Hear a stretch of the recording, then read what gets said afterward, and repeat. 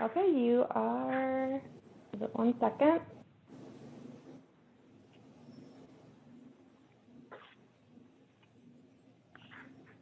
All right, you are live to Facebook. All right, being that it's the hour of 5 p.m., we're going to get our meeting started. The first item of business is approval of the minutes for the May 24th, 2021 meeting. Make a motion to approve. A second?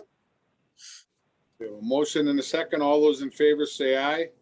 Aye. Opposed? All right. First item of business, 0449-21. Communication on behalf of Judge Weber, the municipal court's recommendation as to the deposit schedule for alleged offenders under the age of 18, risk for violations of section 2-557, offenders under 18 years of the Code of Ordinance. So I'm assuming, New, you're going to do this? We do have Vicky on the line as well. Okay. Guys, go ahead. I can certainly answer it, but I believe this is an initiative by the mayor's office, so I don't know if they want to speak to intent behind it. I mean, I don't know if people should have it. I mean, I don't know if they want me to read it or not. Vicky, are you there? I am here. It seemed to kick me out momentarily, but I am here. Thank you. Good afternoon, committee members, others. Certainly, this was an initiative that came out of the Youth Protection Resolution that the council passed in April, I believe. This is one of the items that the Youth Protection Resolution directed city staff to move forward with to reduce bond schedules, reduce fines and forfeitures for juveniles in our community, recognizing the burden that those fines place on youth and trying to bring those fines lower if possible, to still have some consequence for youth who have been who have received a municipal ticket, but to recognize that those fines and forfeitures do place a burden on youth and their families, and wanting to lower that if possible. So we appreciate the attorney's office and Judge Weber's work in getting this ordinance before you, and certainly would encourage you to support that tonight and to send this on to the council for full support. I would certainly just let you know that there are community members working with us on this who really believe that all too often youth don't or can't pay the fines or forfeitures from a municipal ticket, and that leads to the burden of that ticket being on the whole family, which sort of defeats the purpose of teaching the kid a lesson in the first place, and also tends to benefit kids with higher incomes or those from higher income families. And so there are community members, including some attorneys and others who work with youth, who are very appreciative of this ordinance change and in support of this, and we hope you will be as well tonight. Hey, Vicky, I have a question to ask on it. So I'm on this second page where the designated forfeiture and bond amount.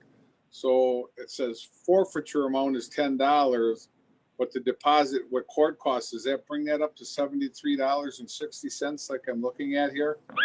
It does, Alder Co. It's a good question. There are, and certainly New could speak to this also, but there are mandatory state required fines and court costs that have to be added to all tickets that we at the city don't have any control over and can't waive. So it would be the $10 deposit plus those required court costs that we have to assess anyway. I just wanted to make sure people were aware that that's what it is. So thank you, Alder Co. So, we got any questions from any of the alders? If we don't have any questions, I would. I do. Oh, okay. I'm sorry. Go ahead. Yeah. With this, it's my understanding that I'm all for this and the whole concept of trying to eliminate the burdensome debt for youth like this. Is it the intent that there's like a bond given and they have to do something in lieu of paying a fee? I don't, maybe I'm blind, but I don't see where it states there the process of the whole process. I believe when we talked about this at Common Council, there was a whole class involved or some type of work involved to avoid any type of financial penalties. I think the city attorney's office should handle that question. So Alder Peterson, is your question with respect to how a minor can avoid these fees altogether, or how they would go about paying it? I just want to clarify what you're asking. Well, it was my understanding when we had this at the Common Council and sent it to Judge Weber, that the intent was not to necessarily negate any financial penalty, but give them an option other than a penalty. So is there an other and, or are we just,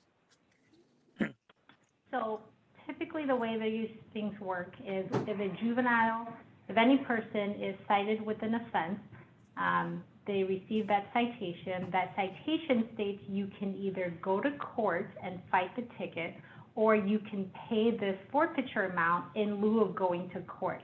So at that point, that person has two options. They could just pay the $73.60 and be done with it, or they can show up to court. If they show up to court, the court then has the ability to determine exactly what the forfeiture amount is. So they can go anywhere from $0 up to $50 and then include court costs with that. Typically what they do in municipal court is if the person cannot pay, the court will work with them to do community service. So typically what the municipal court judge will do is give them, let's say, 3 months to get 10 hours of community service done for a specific dollar amount and trade it in that way. And then they come back with some sort of certification that they did perform that community service, and then that fee gets waived at that point. But that's fantastic. That's kind of what I was looking for. I didn't Yeah. see that, but thank you for explaining it to me. Yeah, I have a follow-up question to that. Alder Koch, may I? Go ahead. So, yeah, I was thinking community service was the option that we were really looking for in order to prevent that fine. I don't see it in the proposal. And even though it's been done in the past, I think it needs to be documented, or whatever the word is, codified, so that that is an option that can be referred to in the ordinance. Is there any way we can send that back and add it as a codified alternate resource for paying? Chairman Coe, if I might address that. Yeah, I would, go ahead. Great. Thank you, Alder Perez, for that question. And clearly both you and Alder Peterson have remembered that the conversation with the Youth Protection Resolution had a lot of components to it that did include this piece of increasing community service options, finding alternatives to the tickets in the first place, and finding alternatives to these fines and forfeitures. Much of that is forthcoming. So that will be in front of you in the next few months as those pieces get worked out. This was one discrete piece of that resolution where the council directed staff to change the bond schedule in this way. And so that's the piece that's in front of you tonight. For both of you, we appreciate you asking about the increased community service and those options. Judge Weber, the city attorney's office, the mayor's office, and community stakeholders are figuring out what that might look like and how we might fund some of that in a sustainable way. So we have not forgotten about those pieces, Alder Perez. They're just separate from this piece that's in front of you that is just about having the juvenile bond schedule be lowered in this way. So why is the office submitting meal pieces instead of one complete package? Because we wanted to keep the work moving, Alder Perez, and that this was one piece of the resolution that the council directed staff to move forward on that could be accomplished quickly and have this benefit for youth in the community. So we wanted to get that done quickly and as quickly as possible and move that forward. The rest takes a little more time. And it looks like, Judge Weber and his staff have been navigating the pandemic and a return to in-person operations. And we wanted to really partner with community partners to find out what currently was provided on community service, what could be enhanced, and how we fund that. All of those pieces require funding, Alder Perez, that we also have to figure out as part of the budget as well. And so this piece does not require funding, which is why it can be done quickly and done on its own.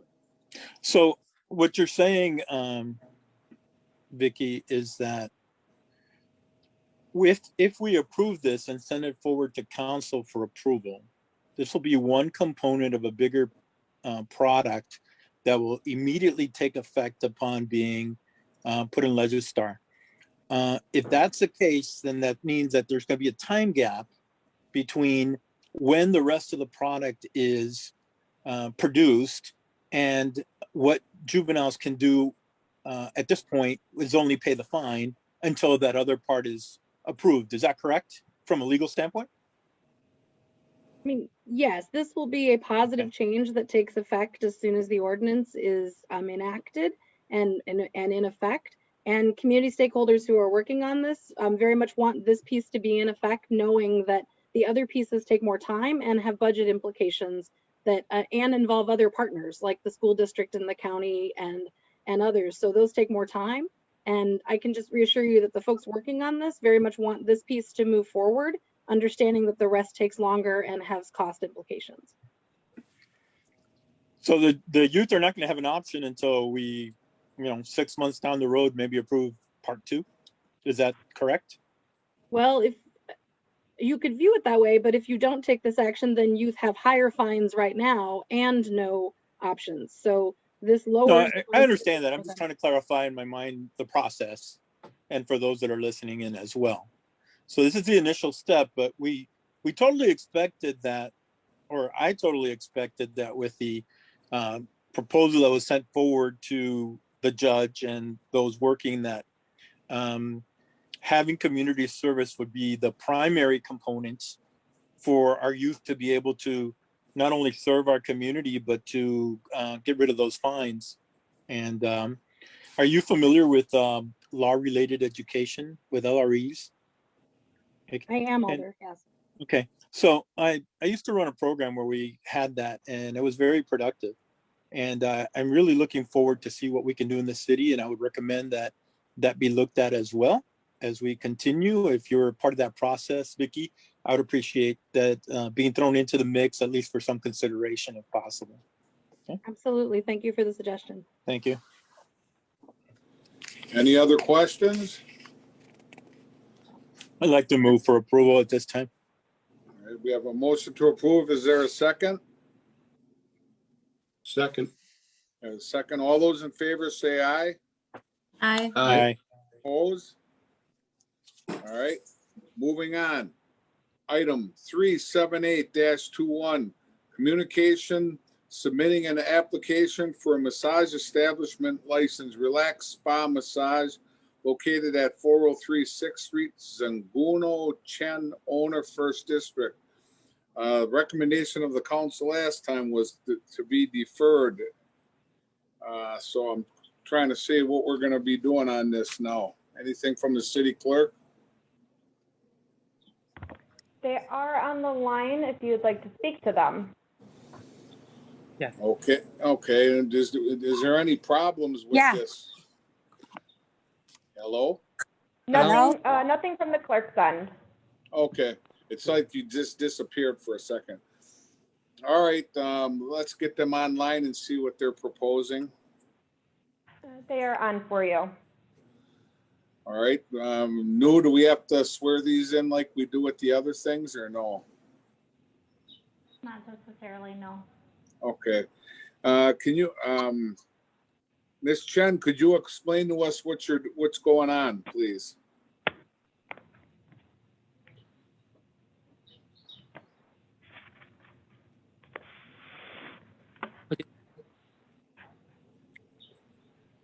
Hello? You talk to me? Yes. What do you say again? Well, is this Mr. or Miss Chen?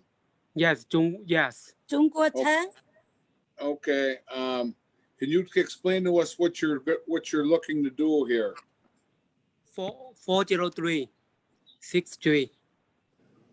Right, so so you guys are new, so what are you looking to do here? I see it's a spa massage place, but Yeah, license. Yes. yeah, 营业执照 mình không biết.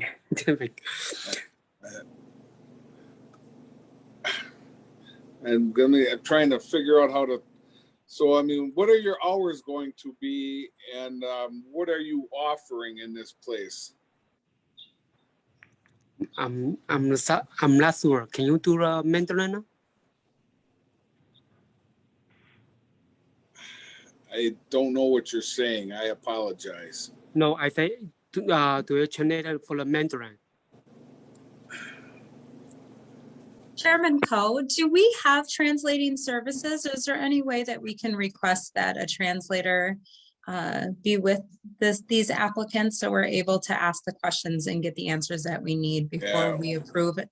Well, this Something has like been the reason I mean, this is, we've deferred this a couple of times. We deferred it because they weren't present, if I recall Right, but correctly. So we may have to, if we want to defer it again, then they're gonna have to wait. I mean, I don't know. I just don't understand what they're saying, and I apologize. so do the applicants, do you have anyone that speaks English with you right now that could help answer some questions? Yeah, just a little. I apologize, I'm not understanding you. Yeah, I say think- just a little English. Yeah, be fine. I don't feel comfortable moving forward with this without being able to ask some questions unless there is maybe you can refresh my memory why these applicants do come before us. So maybe I could feel a little more comfortable, and if this is something that we really need to have some oversight, or if this can be administrative. Would you So do? these licenses come before the committee just because it's in the ordinance that new applications come before the committee. Usually we review it. There's usually not any issues with it unless there's a background check. I don't see any in this particular case. In the past, it's mostly an administrative stamp from the committee, if that helps. Thank you. That does actually help. I do recall in my history, we did have some problems with the massage establishment, but if this is just an application, I feel comfortable. I'm not, this isn't a liquor license where you have to have a different type of oversight. But I'm not sure how the rest of the committee feels, but I'd be okay moving. I'm with you on that. And so my understanding was we could do all of these administratively too, but they say new ones have to come before us. So, Mr. Chairman, go ahead. should we at least, because due to the sensitive nature of a massage parlor, at least have a background check submitted for our review in this process? I know we do it for other things, but in the past, we have had some issues, as Alderman Caprellian has said, and I would be more comfortable approving this or even moving forward, changing the ordinance as long as they meet a background check and, like previous establishments that they've run and so forth administratively. So I would request that we defer this until a background check can be conducted. Can we do that, Attorney? Point of order, I thought there was a background check. There already. is background checks. That's what I was gonna say. I think there's background checks on these before they get to us. Am I correct with that, Amber? Yes, we do background checks on everyone for every new applicant. So they did have a background check and nothing did come back on it. Okay. Okay. All right, well, any other questions? You put a motion out there. Does he want to move on the motion or take it back? No, I'll take it back.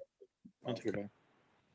So I'll go ahead and make a motion to approve this application. we have a motion. Do we have a second? Second. We have a motion and a second. All those in favor say aye. Aye. Opposed? Opposed? All right. You have your, I don't even know how to say it. You've been approved for this, Mr. Chen, Thank you. and the city clerks will send you the information, I believe. All Okay. right. All right, thank you. Thank you. Mewa. Proof. All right, moving on. Item 493-21, communication submitting an application for a massage establishment license. Racine Fanny Inc. doing business as Partners in Design located at 506 Gould Street. Janet Fanny, owner, 5th District. We have her on the line. Okay, Miss Fanny, could you explain to us what you got going? It's an established business. We've been in business there for the last 20 years, and we've had, what it is a renewal of our permit for the massages. And it's in my name now because my husband contacted COVID in December and passed away. So the business is a family business and I'm running it now. So I'm just putting in for the renewal permit. Okay. That's it. Any questions from the committee? Yes, Chairman Cole. This is Go Alder ahead. Trillian. Thank you. I did receive a message from Miss Fanny, and I just want to state, for me being here for the last 20 years, never any problems with that establishment, and always respectfully run.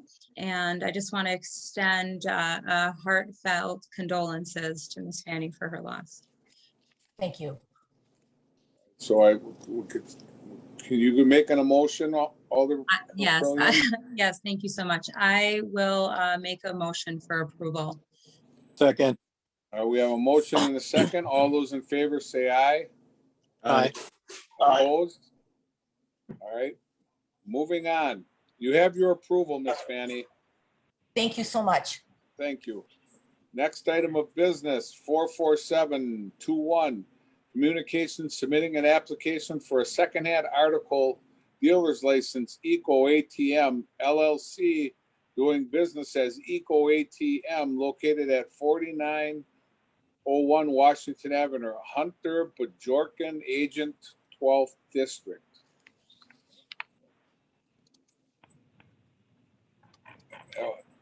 I'm gonna ask a question. Everything come back okay on this, check on this thing? Yes, the next two items, I believe I have Samantha on the line for it. She's part of the business for these. Yes. Hi, my name is Samantha Griggs. I work at Eco ATM. I handle Wisconsin matters with Hunter B. Dorfman. Point of Okay. order, point of order. Can we Go ahead. combine both of these?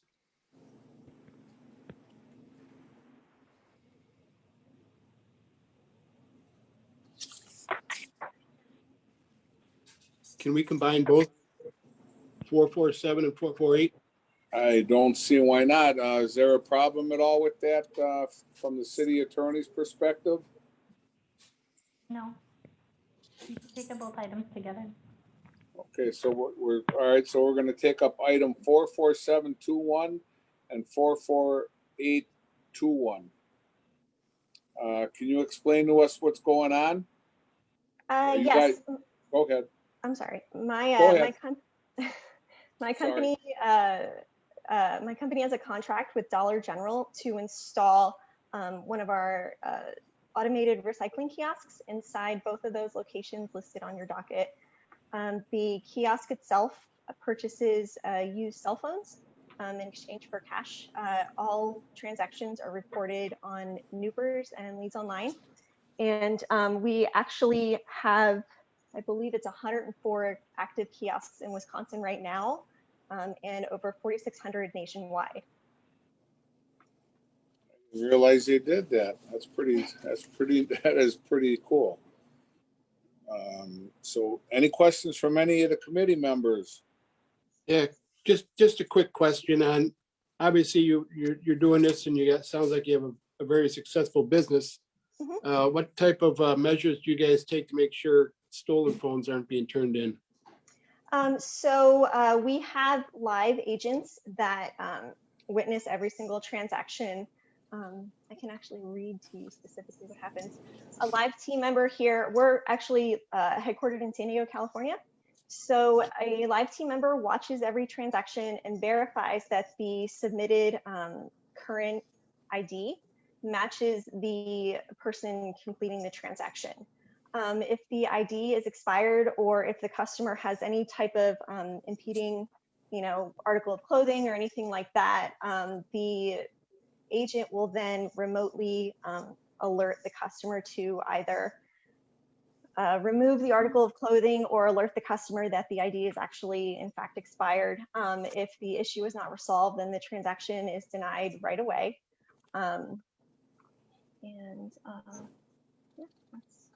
That's it. Every single, like I said, every single transaction is reported in real time to Newpers and to Leads Online. We hold product for 30 days post-transaction, and the devices are not touched for the 30 days in the event that we need to return property to law enforcement for any type of issue, you know, potential stolen, any type of open investigation, anything like that. And upon check-in to our processing center in Louisville, Kentucky, our team processes the device to verify that the identifiers that were extracted at the kiosk match. And if there is, say for example, an iPhone has a lost stolen message that pops up, we actually contact that owner directly based off of the information provided on that alert. All right, thank you very much. Any other questions? This is Alder Caprillion. I'm not sure specifically what it's called, but I remember at the time, one of our officers, Wogamuth, had come up with an inventory system for all our secondhand dealers. Granted, this isn't quite the same.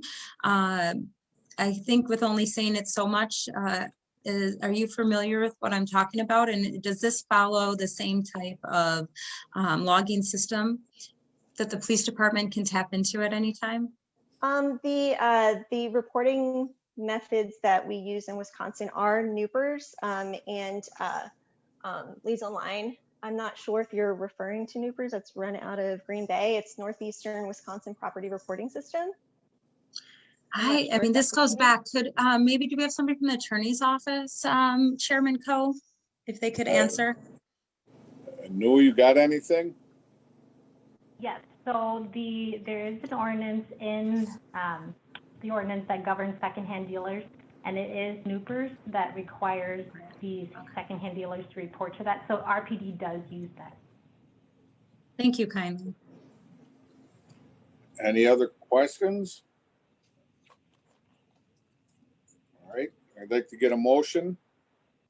Motion to approve. We have a motion. Do we have a second? Second. We have a motion and a second. All those in favor say aye. Aye. Opposed? All right, good to go. Thank you very much for your time. Thank you. Have a good night. Next, excuse me, next item of business. 0450-21, communication submitting an application for a second-hand article dealer's license, Misha's Treasures, located at 1402 Washington Avenue, Victoria Schrader, agent. Should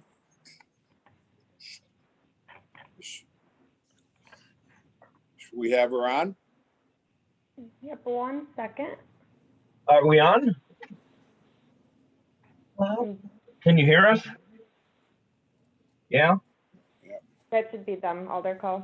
Okay. I'm looking for Victoria Schrader. Hello? Hello? Yeah, I'm looking for Victoria as the agent. I would like to hear from her. I'm here. Can you hear me? Yes. Can you tell us what you're trying to do here? Basically, it's a secondhand store for like artwork, small home decor, things like that. Okay, and excuse me, and all the background checks came in okay? Yes, there is nothing worrisome from the clerk's office on that end. All right, and do we have any questions from anybody on the committee? This is Alder Caprillion. Would they have to follow just what we were talking about with the last applicant, that ordinance? With that Newper system? Yes. Yes, they do. Thank you. All right, any other questions? All right, then I would ask for a motion. I move to approve. Do we have a second? Second. We have a motion and a second. All those in favor say aye. Aye. Aye. Opposed? All right. You have your license, ma'am. right, thank you so much. Have a good evening. All right. Moving on. 041521, communication on behalf of the Public Safety and Licensing Committee requesting the appearance of Mark Springsteen, agent for Rogers Place, located at 1843 Wisconsin Street, pursuant to a formal expression of concern, and also requesting consideration of rescinding the formal expression of concern. The last time we couldn't get him on, we couldn't get the phone call through right. He should be on now. Yes, I'm here. Okay. And I believe no, we have to read it. We have to read that. Read his rights on that. I would recommend that you do, yes. All right. I don't have a book with me. Would you be able to do that for me? I can certainly do that.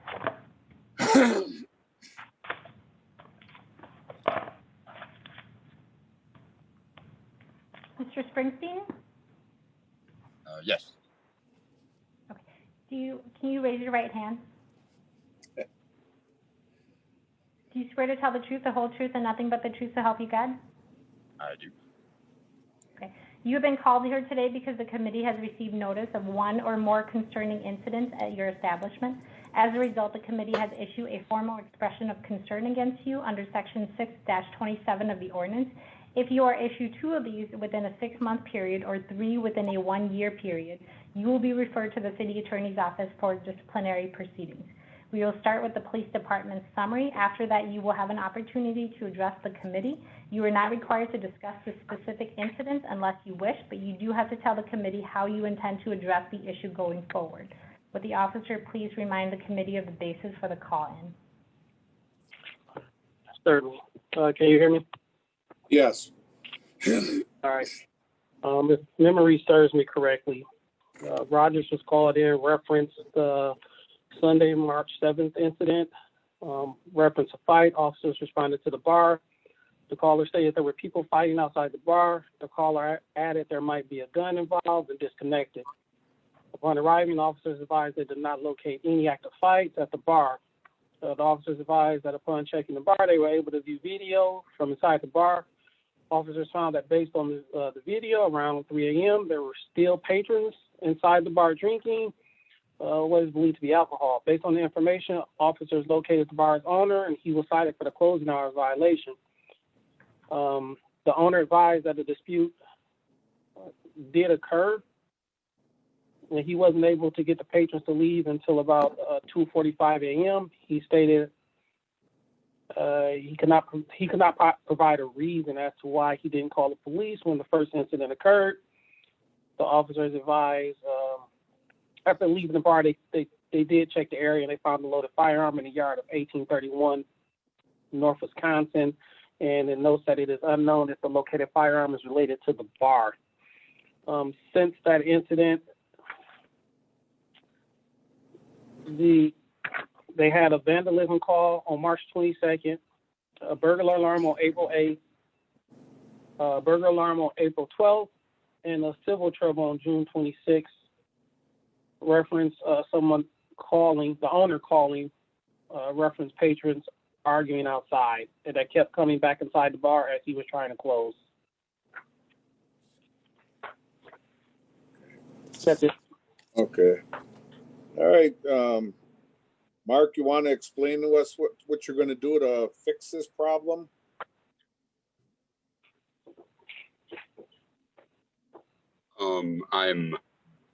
I'm pretty familiar with the majority of the phone calls that he cited. I probably was there for the majority, if not all of them.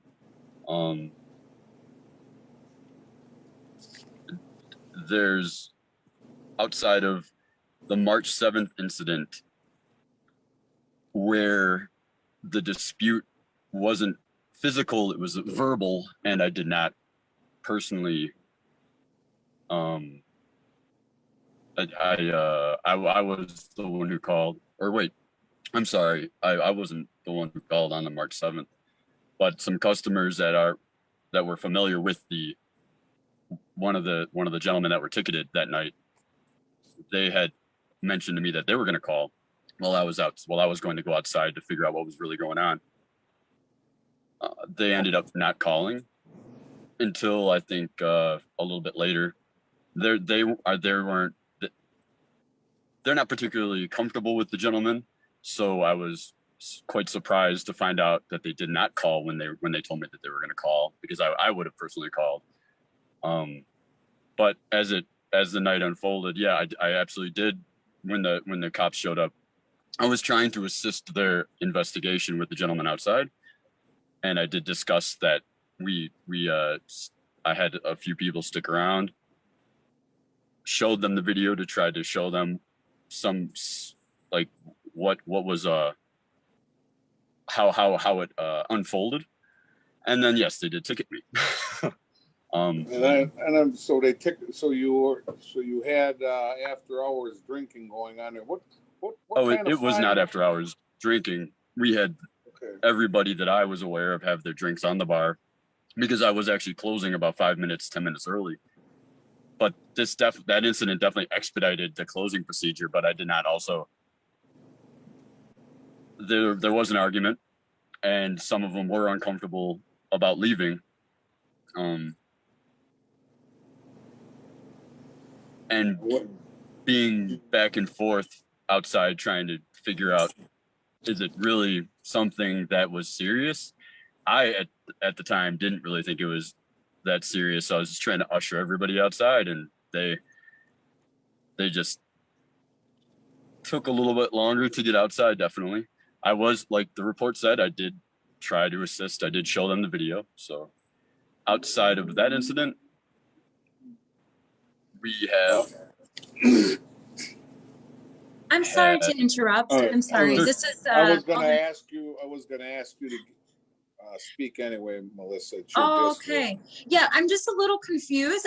Is he blending two different incidences, or are we? I guess I should just say, Mark. So this is Alder Caprillion. I'm the Alder of the district. And I want to say that your establishment, I actually have not received any calls on for my current serving now, or even when I served some years back. So that's positive for sure. But I specifically am really interested in that after hours, after 3, and what you were talking about sounded like a completely different incident. Can you please just clarify for me, please? There was a verbal argument. I got the two gentlemen outside. They're brothers. They live down the street. They're not regulars, but they're local, and they've lived on the north side, I believe, the vast majority of the time. So my customers are personally familiar with them, and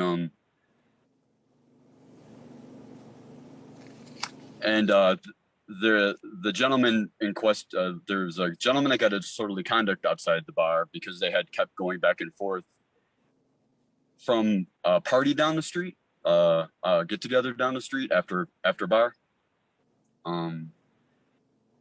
And they were basically pacing. So they weren't entirely outside the bar the entire time. They were going back home. They were going to this house party. And they were they were agitated about this one gentleman. They were still talking about him outside, and the brothers were chit-chatting, and I was inside the bar, so I don't know exactly how loud they were, but apparently loud enough and motivated enough to continue looking for him and create enough of a disturbance where one of them did get his sort of out of that I'm aware of. So I'm sorry. when the police, so are you saying because of this altercation or what was going on, that made it so you weren't able to close on time? No. I mean, yeah, there was a video. I mean,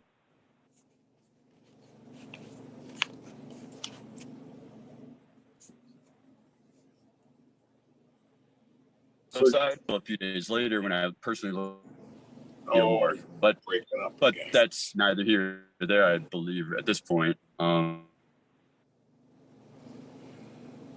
Well, what was your fine for Outside this? of that incident,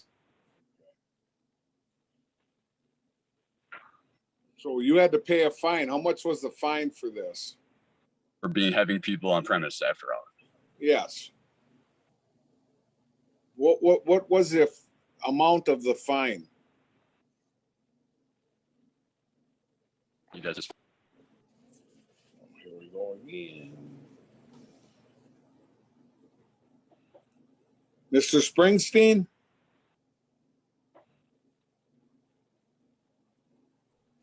yes. Can you, We're having problems Can you with hear me? your phone again.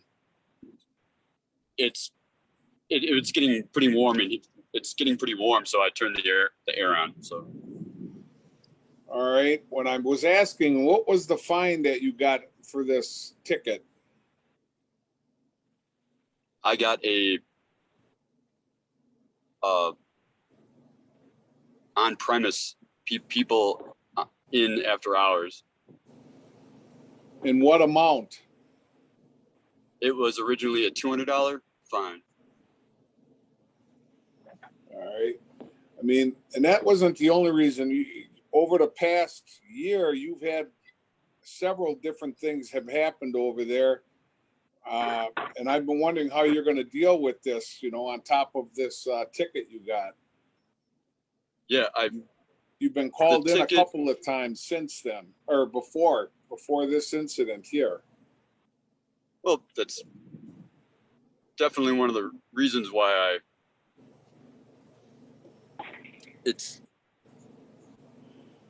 didn't want to exactly send people out into a street fight, and I had been told that somebody was going to call the police, and I was perfectly comfortable with that. I was not surprised. I was not surprised that they didn't show up, because as in the past, when I have called, they have. My question is, how are you going to address the multiple problems you have had over the last? I think this is like the third time we've called you in for different things, and I'm wondering what you're doing to try to fix this.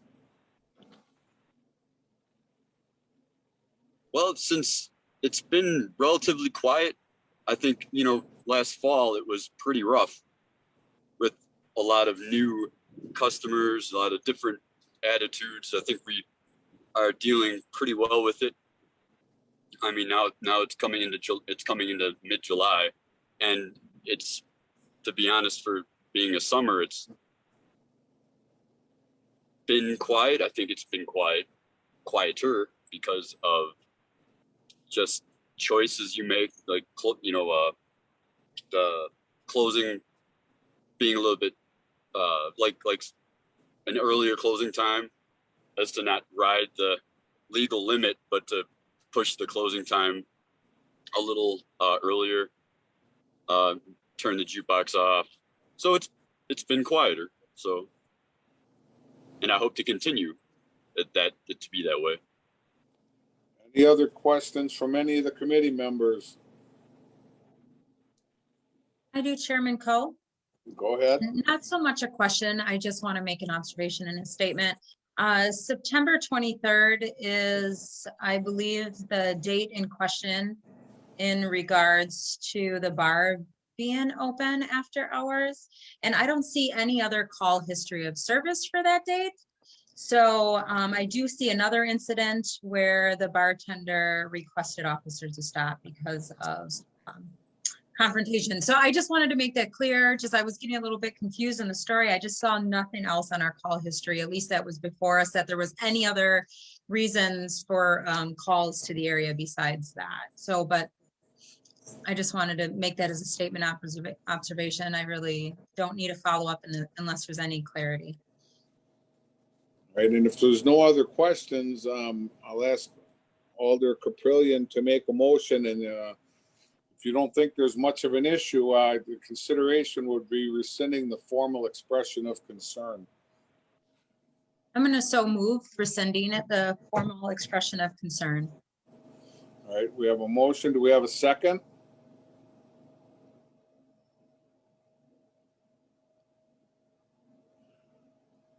Do we have a second? No. All right. Second. All right, we have a motion and a second. All those in favor say aye. Aye. Aye. Opposed? Nay. All right, so you just be careful, Mr. Springsteen. We don't want to have to call you back in again. And thank you for very your much. I time. will try. All right, moving on. 051021 communications, submitting an application for a sidewalk cafe with alcohol for Joey's East LLC, doing business as Joey's Yardarm located at 920 Erie Street. Joseph Legath, agent, 4th District. We have Joey on. Yep, they should be ready for you now. All right, Joey. No, we don't have to, for these types of things, there's not, we have to do about reading rights for this. I would just recommend that you swear anyone in whenever there's a liquor license issue. All right, all right, my question, could you do that, please? Sure. Joey, would you please raise your right hand? Yes. Do you swear to tell the truth, the whole truth, and nothing but the truth to help you God? Yes. Thank you. All right, you You're want to let us know what's going on, Joey? Well, first of all, I'd like to take a brief time and thank all the, thank the mayor of last year that he pushed the sidewalk cafe licenses that everybody throughout the city could have people outside, which he pushed that through and didn't charge us. And I am, grateful for his help in that. And second, I am also grateful to Alderman Coe and all the other aldermen and the mayor for giving us our money back for some of the fees and licenses that we go through. This has been a horrendous time for the restaurant and bar businesses that most people can imagine. And now I have three tables out front in the front of my place and on the sidewalk due to, like most people, more people are feeling comfortable going inside because people are getting vaccinated, and I'm very excited to have people that are feeling good about coming inside and being vaccinated. And so, but I am going to keep the tables outside because that is a big draw for my business yet, that people sit outside. So I'd like to have some drinks outside on the sidewalk, and that's pretty much it. All right, any questions from anyone on the committee? No questions? I would like a motion, please. I make the motion to approve. We have a second. I'll second it. We have a motion. We have a motion and a second. All those in favor say aye. Aye. Opposed? You have your license, Joey. Thank you very much. Have a great All right. night. All right. Bye-bye. Moving on. Item 494-21, communications submitting an application for a change of agent with a Class B fermented malt beverage and intoxicating liquor license for Veterans Club, Inc., doing business as Foxhole Lounge, located at 820 Main Street. Jamie Collin, agent, 1st District.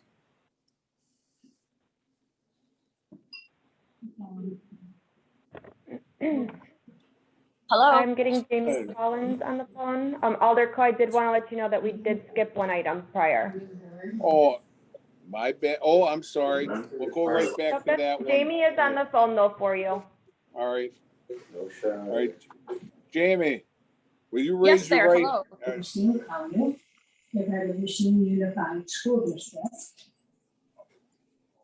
All right. You want to read her that statement new again? Oh, great. Swear him in. I'm sorry. We don't have to do that for this item? Change the We are license. getting a lot of backseat from somewhere. We got everybody on mute or no? I think that's better. All right. Jamie, would you mind raising your right hand, please? Yes, thank you. Do you swear to tell the truth, the whole truth, and nothing but the truth to help you God? Yes. Thank you. Audrey Cole? All right, Jamie, you want to tell us what's going on? Yes, we are just asking for a change of agent on the liquor license due to the gentleman who was previously on the license, Alan Winter, unexpectedly passed away in March. And nothing's changing in the operation of the place, am I correct? That is correct. Okay, that's pretty straightforward. Any questions from any of the committee members? Otherwise, I would ask for a motion. I move to approve. We have a motion. Do we have a second? Second. All right, we have a motion and a second. All those in favor say aye. Aye. Aye. Opposed? All right. All right, you have your approval. Okay, I appreciate it, everyone. Thank you. All right, Jamie, thanks. Have a great All right. night. Yep, you too.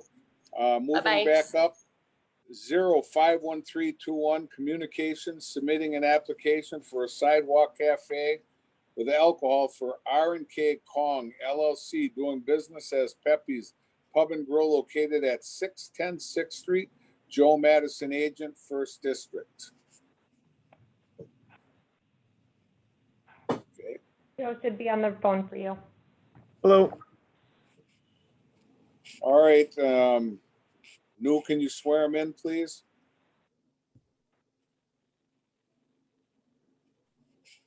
Hello? Anybody hear me?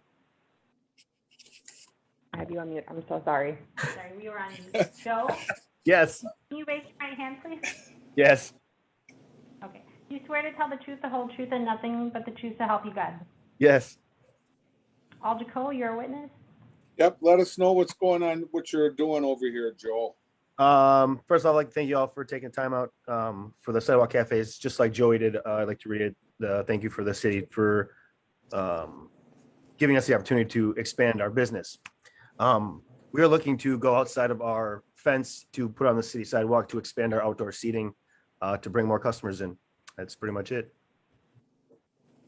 Okay, and I haven't heard of any problems around there for anything like that at all. So any questions from any of the committee members? This is Alder Caprillion. Just a quick comment.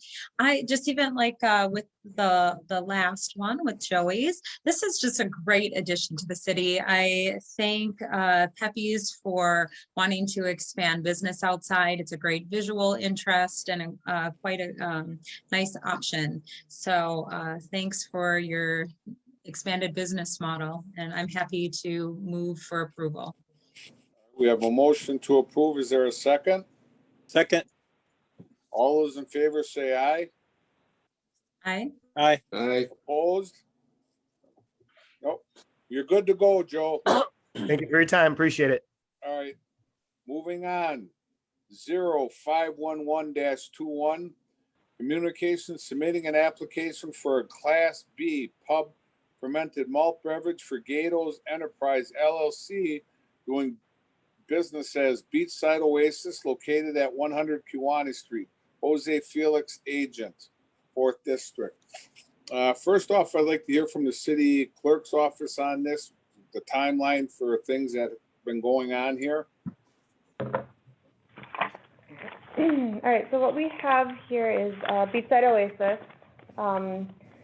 We originally got into contact with him after he was contracted through the city to take over the actual oasis on the beach.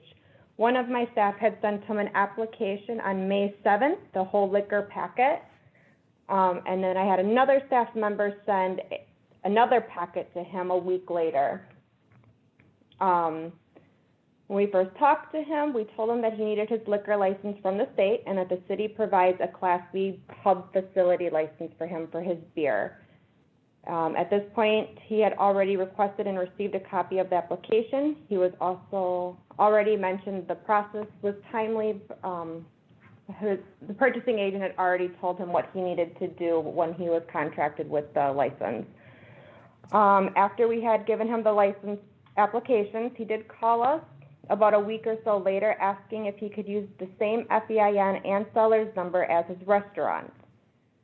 About 3 days later, after I had confirmation from the state and from Tara, I had told him he legally could use those same numbers as his restaurant.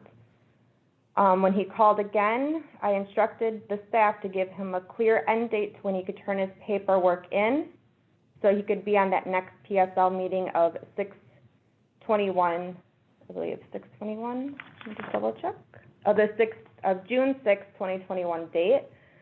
I gave him a hard deadline of getting that into us by, I needed the application in by the June 8th, or no, excuse me, I apologize, by June 7th, so that I could get him in for the June 21st meeting. No, sorry, I lied. June 7th meeting for PSL. We were trying to get him on that date. So I had given him, no. Apologize, my notes are everywhere. Nope, we would want to get him on the PSL meeting of the 21st. So I gave him a deadline of the 7th. When we finally received his application, it was either the 8th or the 9th that it came into our red drop box outside of City Hall.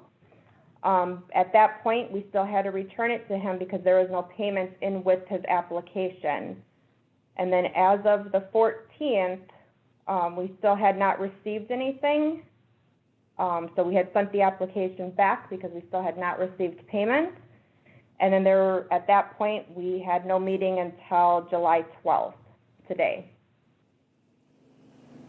So we have been working with him for almost 2 months trying to get this up and going.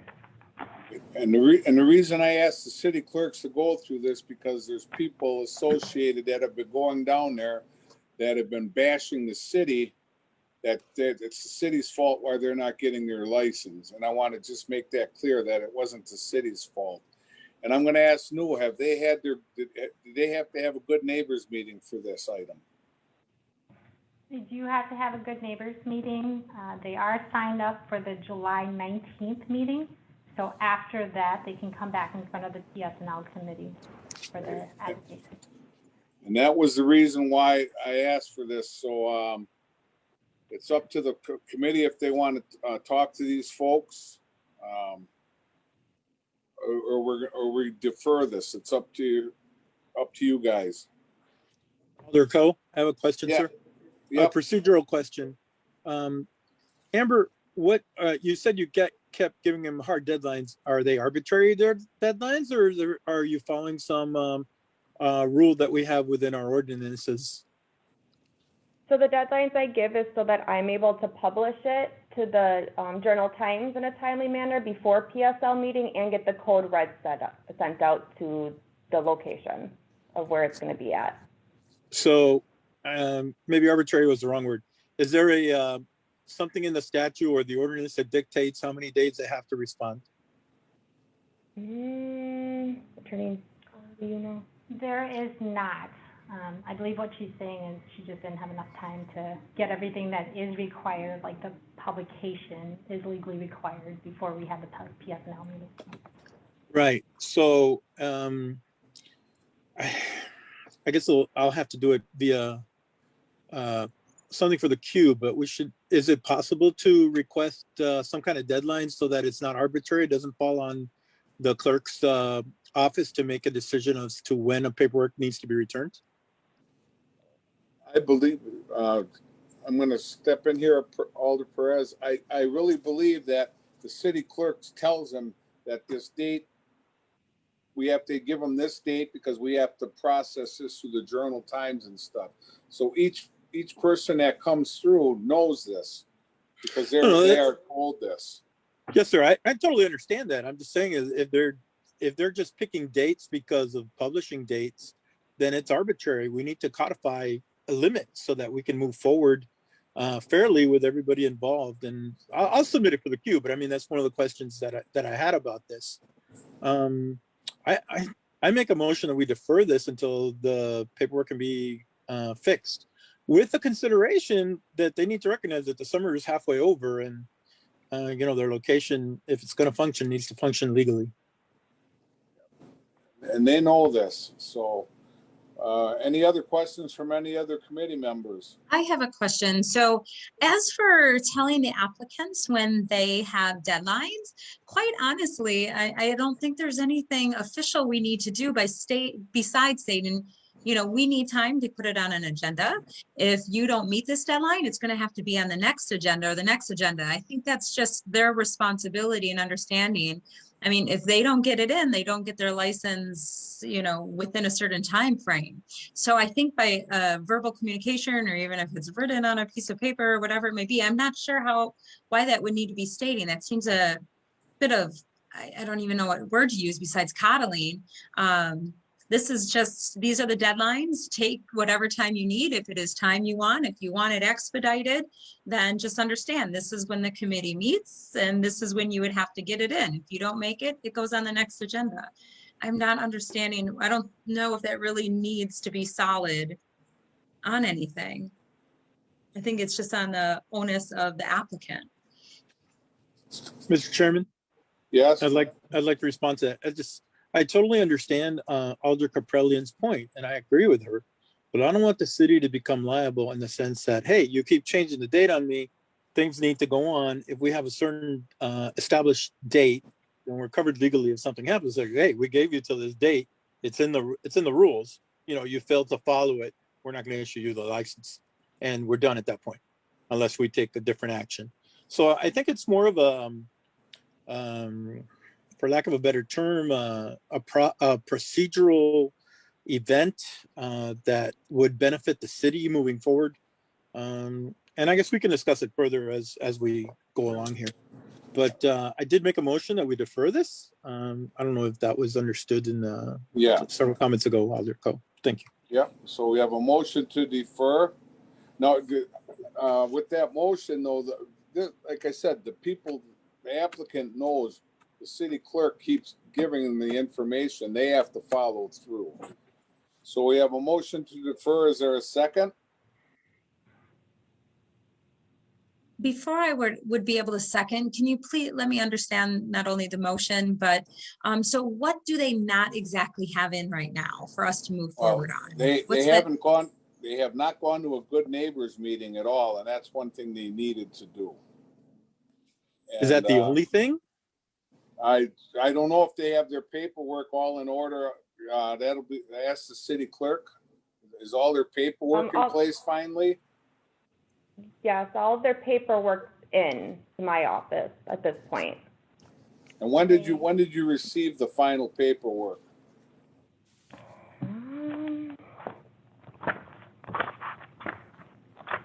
Let me go back and checking real quick.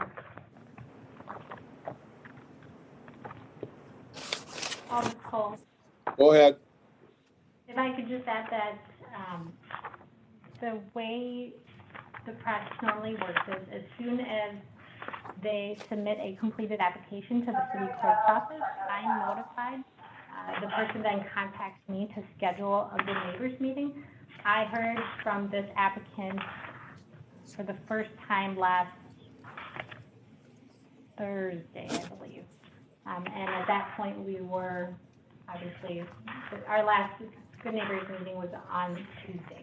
So when they contacted me on Thursday, I was not able to schedule them until the next one, which is not until July 19th.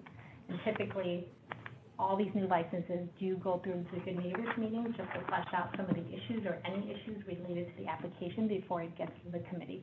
So I would not recommend taking any action other than to defer the item. I certainly wouldn't ask to approve the application without having it go through the Good Neighbors meeting first, just because you do that with every other application. Any other questions?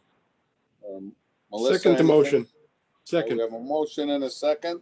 All those in favor say I'm aye. sorry, I have communication on the motion. Okay, go before ahead. we vote. So I would almost, and maybe I need a little bit of understanding on these good neighbors meetings. They weren't in place before, but this has been a liquor location. Granted, this is a new agent or who's taken over this, who has this contract, but this has been a liquor established location for quite some time now. And just because I am familiar with it, it butts up in my district right along the side of it. And this is part of our lake is just the asset that brings not only our residents to the area, but also those outside of our area. So I would hate to see that this is deferred any longer. I am not happy with the bad communication that's been going on in Facebook, especially because of the onus and the responsibility to get this stuff has been on this individual and not on the city. That's a bad way to go. You can't lead with positivity with negative statements. So I would not be in support of this motion to defer unless there's something of huge consequence if they do not go to this good. I think we still have the good neighbors meeting, but what is discussed that we're gonna not only gain now or before or after instead of not now. Sure. So the Good Neighbors meeting was put into place really for a few reasons, but two of which is one, to relate to the licensee or the applicant his responsibilities as a liquor license holder, and two, to put him in contact and to answer any questions or deal with any issues that may come up in the future.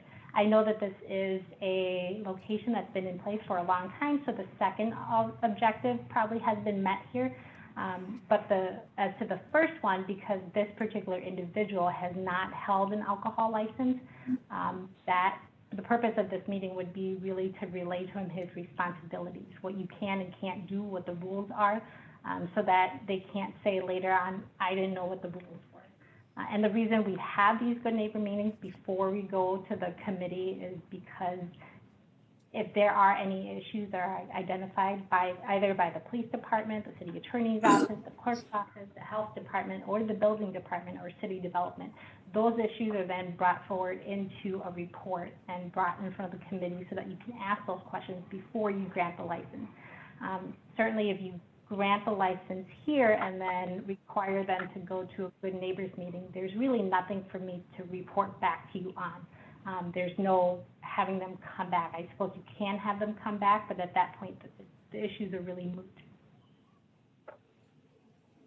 Sorry, one more question. Is that okay, Chairman? Go ahead. So please forgive me for not understanding this new way of doing things. Will this item go before final approval by the city council, or is this final approval of this item? It does go in front of council, yes. Okay, with that being said, I will not be in support of the deferment. I think there is plenty of time for them to have a good neighbors meeting. It is the 12th of July, and that is, I believe, on July 20th. I am not in support of the way that this has been handled by this applicant at all. However, I would like for this location, the Oasis, to be able to be up and going. It looks deserted there. I think that this applicant or the person who has taken over this needs to do a lot better job down there. But if he needs to help him move forward, or they need to move forward, I don't want to hold up this process until another public safety meeting and common council meeting. Any other comments from the committee? Quick question in ahead. regards to what Alder Capillion's just second option is that it passes and we can always kick it out from the common council meeting. When is the the good neighbors meeting set for, New? Set for Monday, July 19th. Okay, so that would be the day before. And this would be for New as well. Now, is it considered, would we get in trouble if we as a committee passed it and then something comes up in the good neighbors meeting and all of a sudden we change our mind and talk against it at a common council meeting? No, the common council is able to do that and use their discretion. to deny. Okay, so the committee application. members, even though the committee members voted to put it to common council, they can change with, and still be, all right, thank you. So, Mr. Alder Chairman Coe, Yep.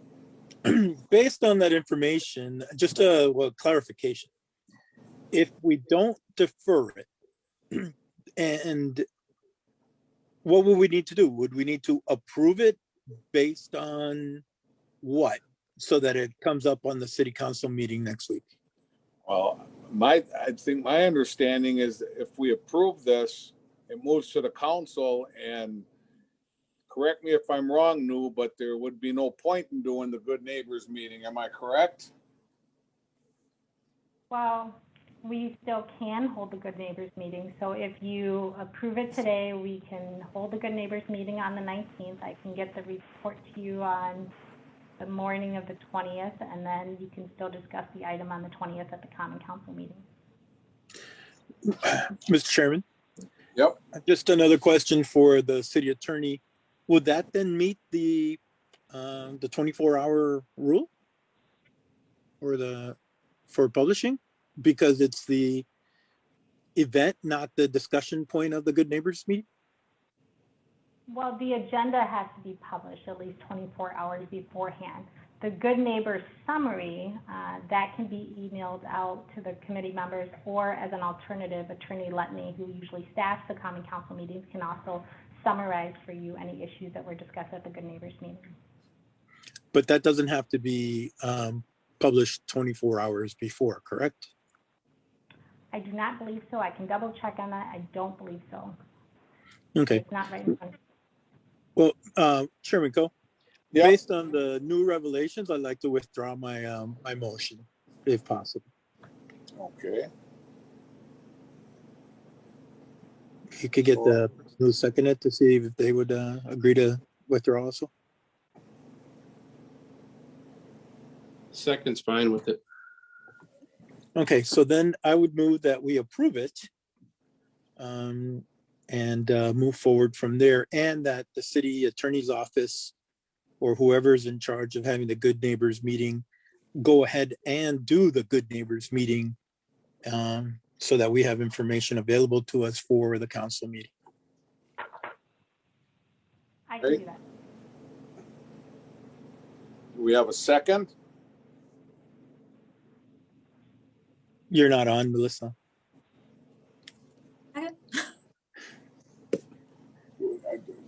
Are you seconding it, Melissa? I'm seconding, yes. All right, we have a motion and a second. All those in favor say aye. Aye. Aye. Opposed? None. All right. We don't even have to call the applicant. Am I correct?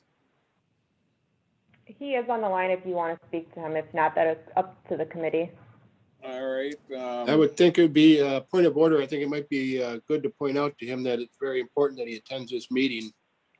Right, and then if Alderperson Caprillion would be willing to speak to him, that would be good, because it's neighboring her district more than anybody's. So, is Mr. Felix on? Yes, I am. All right, you've been listening to the discussion. What do you got to say? What I gotta say is, I was told in the beginning that if I had my paperwork in by May 17th, I would be good. And I got the paperwork in on May 14th. It wasn't returned to me until June 10th, stating that it wasn't completely filled out. It was almost a month in between there, and I don't know why it took so long, but I got the paperwork when they told me to, but it was not filled properly. And then I didn't get it back until June 10th is when I got it back. So I brought it back June 11th. That's why it was sent back complete late, because it wasn't sent back to me till June 10th. All the other things aside, like I said, I tried to do it. It's my first time doing something like this. And at first I thought you guys couldn't hear me. I was in the meeting, so I kind of was like panicking a little bit, trying to. No, we had to go through this. Okay. So, Okay. But I mean, so they passed this contingent on what happens at the Good Neighbors meeting, and which is Monday. Yeah. So I would advise that you be there. Yeah, I spoke to Attorney New So yeah, I've got that all set up. I told her I will be there. I think that's going to be a Zoom meeting also. Today I almost missed the meeting too because the clerk's office sent me a letter stating that I need to be here mandatory at City Hall, which is where I'm at right now because I didn't get the Zoom meeting email until today. So I thought I was going to the letter. I showed up here. So yeah, it is what it is. But yeah, All right, anything? I'm going to make sure I do whatever I need to get done. All right, This is Alder Caprillion. go ahead. Thank you. Hey, Felix. I just wanted to welcome you on this new endeavor that you are going after here. It's such an important piece of our community. The Oasis is a big draw, so you have a lot on your shoulders for sure. And I am not sure what was missing in your original application that made you have to submit it a little time later. But hopefully now you get the process, you have this contract with us for some years. And if you need some help, I mean, you have some pretty big shoes to fill from our past individuals that have run that. So if you need some help reaching out, because I live right down by the lake, I have been frequenting over there and it looks a little sleepy. So if you need some advice, let's pull it in. We got to really get that really up and going and bring in some good positive energy. And I hope it doesn't ride on the tail of a liquor license. You can really bring that in without a liquor license, but at least this is going to be something else in your toolbox for success. But welcome and thanks for taking on such a big thing. So Thank you very much. Yeah, and it was a little sleepy because I had canceled bands that I had booked because I actually had a band come in without the alcohol sales. I actually lost money that day, even though we brought in some good money sale on the food. It's still I ended up being in the red. So. But once we get this permit, like I said, I'm going to have the bands up and going every weekend and have hopefully everybody come down and have a good time. all right. And Mr. Felix, if I could just add, if we not only look at the success, not only on the back of a liquor license, like the last individuals who had it, they had some cornholes out there, they had some hammocks, they had different type of sports going on out there, just so it's not just a over 21 draw to that area. This is a family location. So if we can kind of get some of those positive things there, I think that would. Yeah, Memorial Day, I actually had a family event down there when did little games and stuff for the children. They actually got a pretty good turnout that day. So I was down there that day, but okay, thank you. Okay, but yeah, and we're still planning. I also the health department gave me the approval to cook food at the restaurant and serve it out there, which I did last weekend, and they did pretty well with that too. So okay, well, wink, wink. I'm vegan, so if we can get something on there, that'd be wonderful. I'm actually we have items that are vegan. What is? I'm sorry. We have a few items that are vegan, like our Puerto Rican rice, and we also offer a burrito that's vegan too. Okay, thank you for that. I know we're off topic, but I appreciate that. Great. Moving on. Item 326-21. Communication submitting an application for a Class B fermented malt beverage and intoxicating liquor license for the 1518 LLC doing business as the 1518 located at 1520 Washington Avenue, Shakela, Buckley, Agent 3rd District. So the committee, this is kind of like the same thing as the last one, except for the fact that they did attend a Good Neighbors meeting, but the police department wasn't there. And so the city attorney's office wanted to bring them back in with the police department. If she had any concerns, I don't know if she wants to share them with us. Otherwise, these folks are ready to get online. So I did not staff that Good Neighbors meeting. I apologize. I was out on leave. So the assistant city attorney staffed the meeting, filled me in on some issues related to the application. I did review this most updated application. I only see one big issue on there, and that can be amended. So the premises description on there does not specify that it's just the first floor. I believe it's a multi-level building, so if the committee does approve the application, it should be with the amended permit description of first floor only. And I actually went there. I'm not sure if that's the first floor. It's actually like a basement floor where the place used to be called Trade Winds. It's downstairs, not on the main entrance. Okay, and those are things that we would normally clarify at a Good Neighbors meeting. I don't know what the building looks like. I don't know where they want the bar, which floors they want it. I know there are 3 separate units according to the city assessor's office, but it's unclear from the floor plan which part of the building they want to be licensed for alcohol. So you do have to clarify that with them. So if you do grant the Right, application. yeah, right. And I'll make sure that they do that, but let's get them on right now.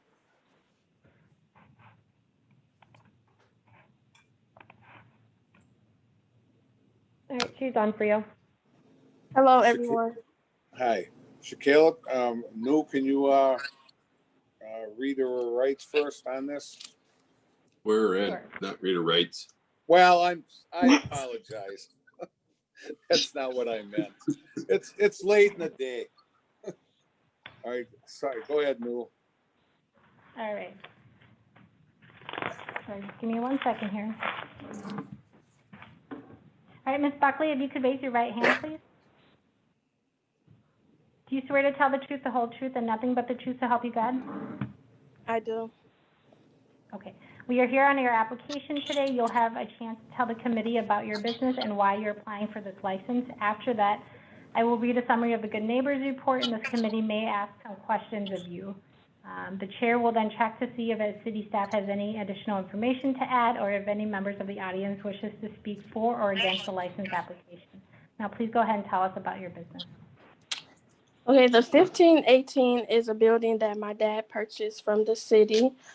As a family and inspired by positive change, we decided to put like a banquet hall / event space there. We knew the community and like the uptown area and the public could use a clean and safe place to come and like host birthday parties, baby showers, weddings, receptions, quinceañeras, corporate or holiday parties. And then beside the community renting out the space, we also plan to operate as a restaurant daily, serving breakfast, lunch, and dinner. As a team, we will put together like weekly events ourselves and host various things like sip and paint, bingo night, poetry night, invite people to have workshops and various educational classes, and then guest speakers upon request. So all in all, we really are just here to serve the community and the public, whatever event they see fit. As long as we feel like it's safe and that we can handle it, we will entertain the idea. And Shaquilla, do you have any experience at all with this? I mean, you can kind of not with the liquor per se, but I do have experience with safety and prioritizing, critical thinking, customer service, working and caring for others. And I'll ask you, because I talked to you yesterday, and not that it matters for this, but you went to college, and what did you end up taking? You got degrees in, and you decided to switch to this. Can you let us know what that was? Well, it was just what I went to college for the first time was forensic science. I couldn't find work in that area here in Wisconsin. So I decided to go back to school for nursing. I graduated and became an RN. This is kind of separate, from that because it's family, like it's a family thing. I'm a very family-oriented person. This would really pretty much like be for them. It's I can't think of the word I'm trying to think of. That's okay. I just wanted people to know what kind of experience, that you're changed into something else. And sounds to me like you put your mind to something, you get it done. So did you hear some of the concerns from the city? Apparently your floor plan isn't too well.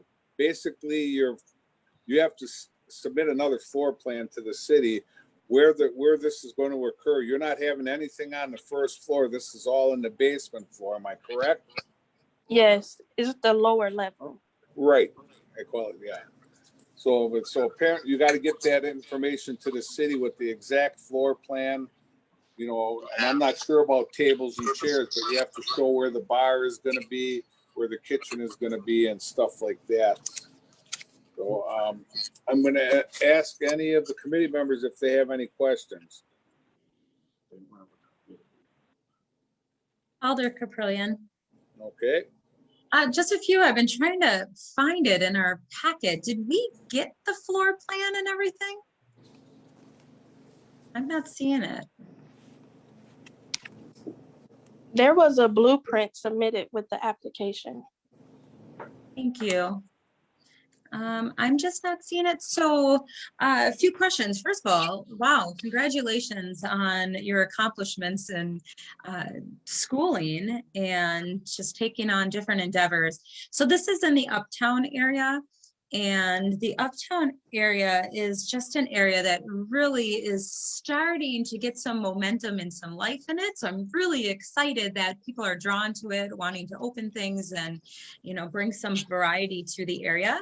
I was just curious with that Good Neighbors meeting, did the alders speak on this? Is this information that we have? Again, I'm going through the packet and I'm just not finding the information I need. Quick point of order, it is at the bottom of the application. It is. Thank you. The floor plan is the bottom at the application.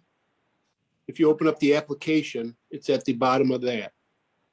Okay, thank you. It's all the way to the bottom. It's like 10 pages down, lower level floor plan. Thank you.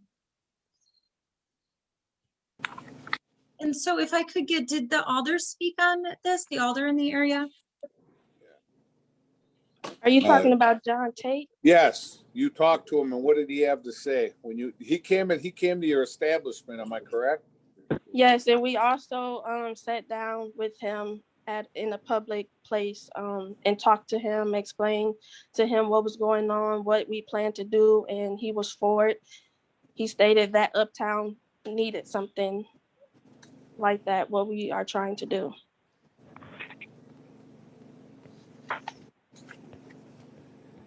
And to let the committee know, your dad bought, there's like 2 buildings there, am I correct, or is it 3? It's 3. Yeah.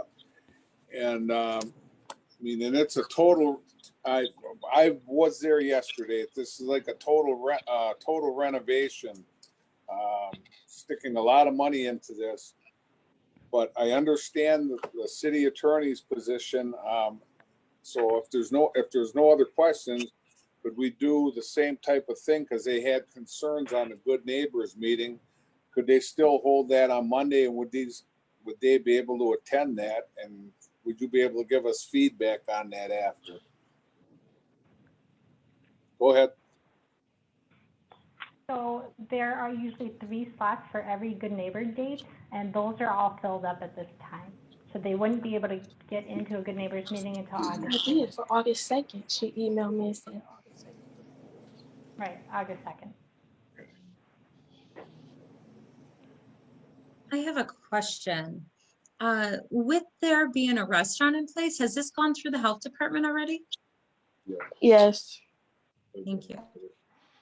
I mean, Have you signed off of it? I think their concern is, so they still have some construction left to do on there. They got, I mean, I was down there, they got the kitchen, it's not totally built, but they have the kitchen in and stuff like that.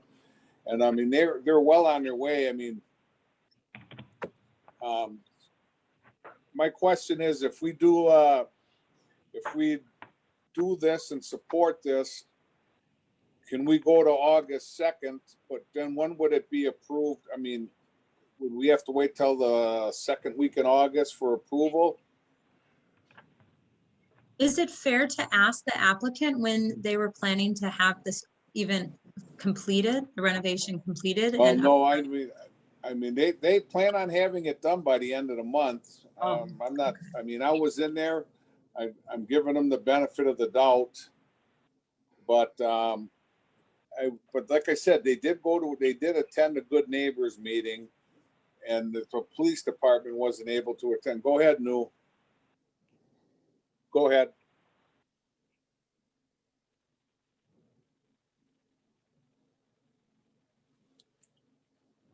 I can't hear nobody.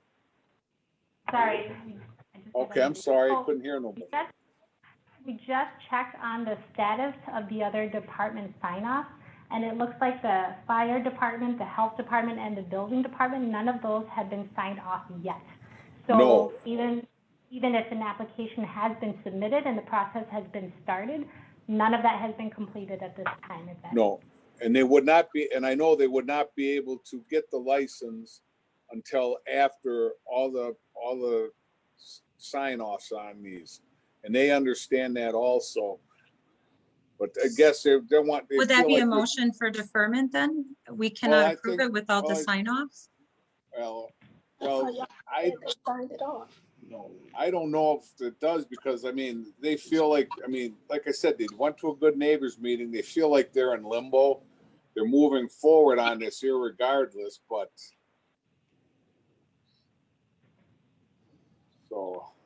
So if I have this straight, they were at the original Good Neighbors meeting, but PD was not able to, so we don't have a full report. That's the concern.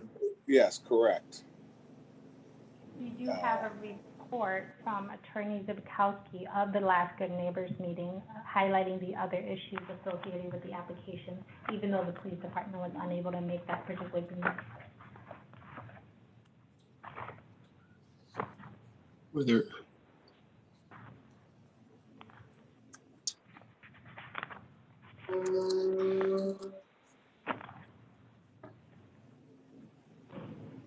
So, any other questions from any of the committee members? And what's your pleasure on this item?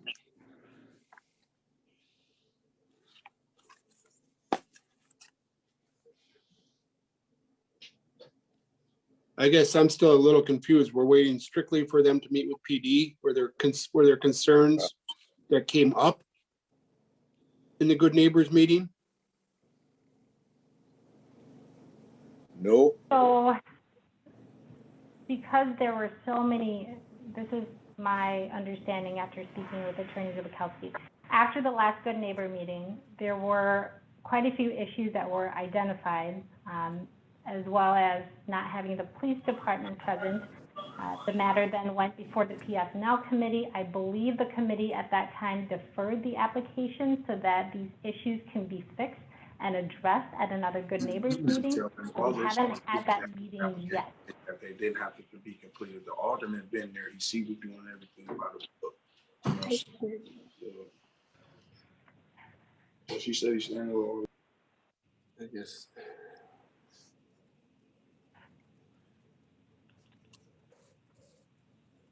I mean,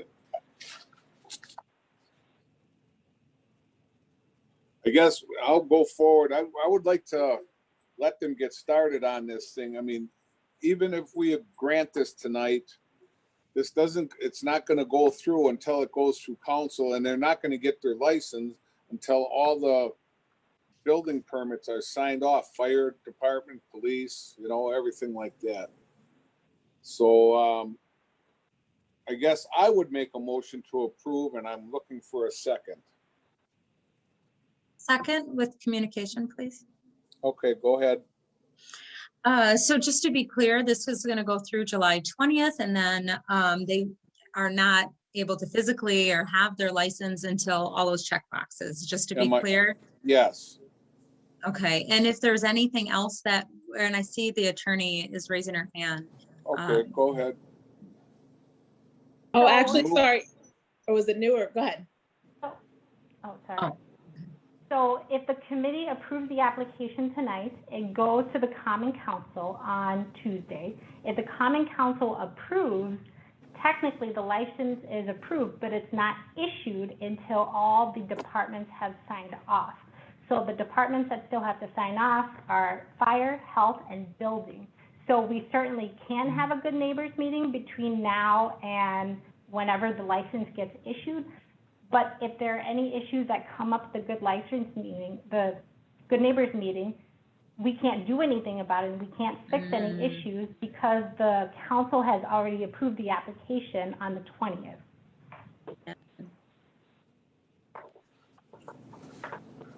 That does make some valid points.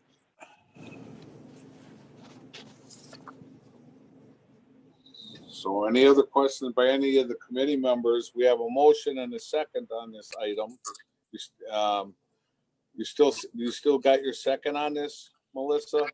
I do, but I'm not sure if I'm gonna be moving forward with a yes on this because that is quite valid. You know, what would we do if something were to arise and we need to address them? We really wouldn't have any authority to be able to oversee and do that. We give them the authority today or on July 20th at the Common Council meeting. I would love to do that. I love to see that investment in the Uptown like their commitment is showing. But we're here for a reason. This committee is here for a reason. The council is here for a reason. We just want to make sure that we have these high standards with establishment because we love our community and we love the people and even the business as well. Excuse me, I have a question. Can I speak, please? Sure. Okay, I want to know what issues are you guys concerned about coming up, because this whole time we have like been going by the book. We have been visiting the city hall, seeing what more we need to do, making sure we have everything in, and they had gave us problems at first. But what issues like are you concerned about that will come about? Here. Or the potential issues? No, I guess this one's on you. Alder Cole, you're asking me to guess at what might come up. I don't know what issues are relevant to this particular application. I can't answer that question until I review and I speak with each of the departments that are there at the meeting. So that until the departments they get together and they discuss, I don't know what each department is thinking. I don't know what the issues are at this time until we have that meeting. I think that best answers the question to kind of take you off the hot seat. There are certain things that are looked at through each department, and whatever may arise in each of those departments that comes up is what would need to be addressed. Okay, well, I just also want to say that, you know, a lot of money was put into this project. So as long as that is communicated to us what we need to do, we're willing to do it and get it done, you know, in a matter of time. And we really don't see no issues arising if we are communicating with you guys and you guys are communicating with us as what needs to be done. Alder Coe, it's Tara Coolidge, if I may. Go ahead. Excuse me. Right, just so that the committee is aware, our system that we use for applications is called Munis. We cannot physically print any sort of licenses or issue them until all signups from all departments are completed. So our computer system puts a strong halt on it. So if something comes up from health or fire, regardless of whether or not it's passed PSL or Common Council, the system doesn't even let us print it until those have been addressed and signed off by whoever the supervisor or the inspector may be. A point of clarity, just because not having actually something printed, is that printed piece the thing that allows an approval or official application for a liquor license? Great question. Yes, it actually does. So when the Department of Revenue or the police department ever goes in for an inspection, they're looking for that piece of paper. So they're not allowed to have any open doors, no patrons, anything like that until the license has been issued through the clerk's office. So it does require everything to be completed regardless of council approval. Very good. Thank you for that information. My second stands. All right, we have a motion and a second. All those in favor say aye. Aye. Oh, it's done. Aye. All those opposed?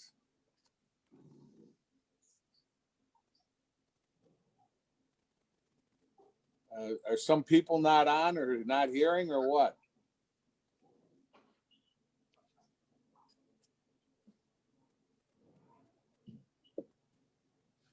We have a motion and a second to approve. We're at 2 ayes. I didn't hear from the other alders. No. And what about Mr. Peterson? I'm going to abstain. All right, well, then the motion passes. So good luck. Get your stuff together, get with the city, Shakayla, and let's get this thing done. Okay, I have a question. Can we go over exactly what needs to be done? Well, I think you could come to this city hall tomorrow and probably start in the building department and then see what they and the health department and stuff, or send an email or something and ask them exactly what they need. Also, is it possible if my dad could speak? Sure. Hello.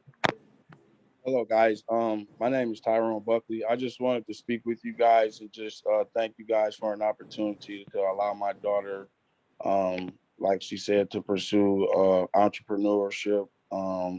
And hopefully what my goal was is to teach my kids to take care of themselves, basically feed themselves. And if they teach their kids to do it, we can keep it going. Kind of trying to build like generational wealth here. So that's my aim. I put over $500,000 in this project and I take it very seriously. My daughter, she has proven over time to been worthy and I guess, I don't know what I'm looking for, but for this position, she's proven herself to me time and time again. I'm very proud of her. I have the utmost confidence in her. She's a little short and quiet spoken, but you know, she's a fighter, you know, and I know she takes what she do seriously. She wants to be looked at as someone that helped and not hurt. So I mean, going into this thing, because like she's a forensic scientist and an RN, but one thing I always tried to teach her and myself was to account for variable change. Well, here it is. We're trying to open a banquet hall. And so with that being said, I just want to try to put to rest any worries or concern. I've been in contact with several law enforcement officers like Larry Ivy. He's a relative of ours. Officer Terry, Officer Kendrick, Detective Kendrick Thomas. He's a detective in Union Grove. He's agreed to come and work part-time in the place if the needs arises, just to make sure that everything goes smoothly and just if anything arises, the law is already there. We want a law enforcement present. It's not nothing we're shying away from. We want the good neighbors meeting. We look forward to talking with you guys. I also have a relationship with the mayor, Mr. Mason, so he's familiar with me, and a few other guys down there, Mark Martin. So you know, this is nothing that you guys have to be concerned about. Something that you know, we're just popping up and things are not being done right. I don't believe in cutting corners, and I believe I've established a track record for that. So with that being said, I just want to thank you guys for the opportunity. And this will not be another establishment that becomes a nuisance for Racine. And it's our aim that, you know, not just the Black community, but the diverse community as a whole will come and create memories there. Thank you. I'd like a true father. All right, let's move on. So item 0457-21, communication submitting an application for a reserved Class B fermented malt beverage and intoxicating liquor license for Duo Bar and Grill LLC, doing business as Duo Bar and Grill located at 1102 Mound Avenue. David D. Lewis, agent, 8th District.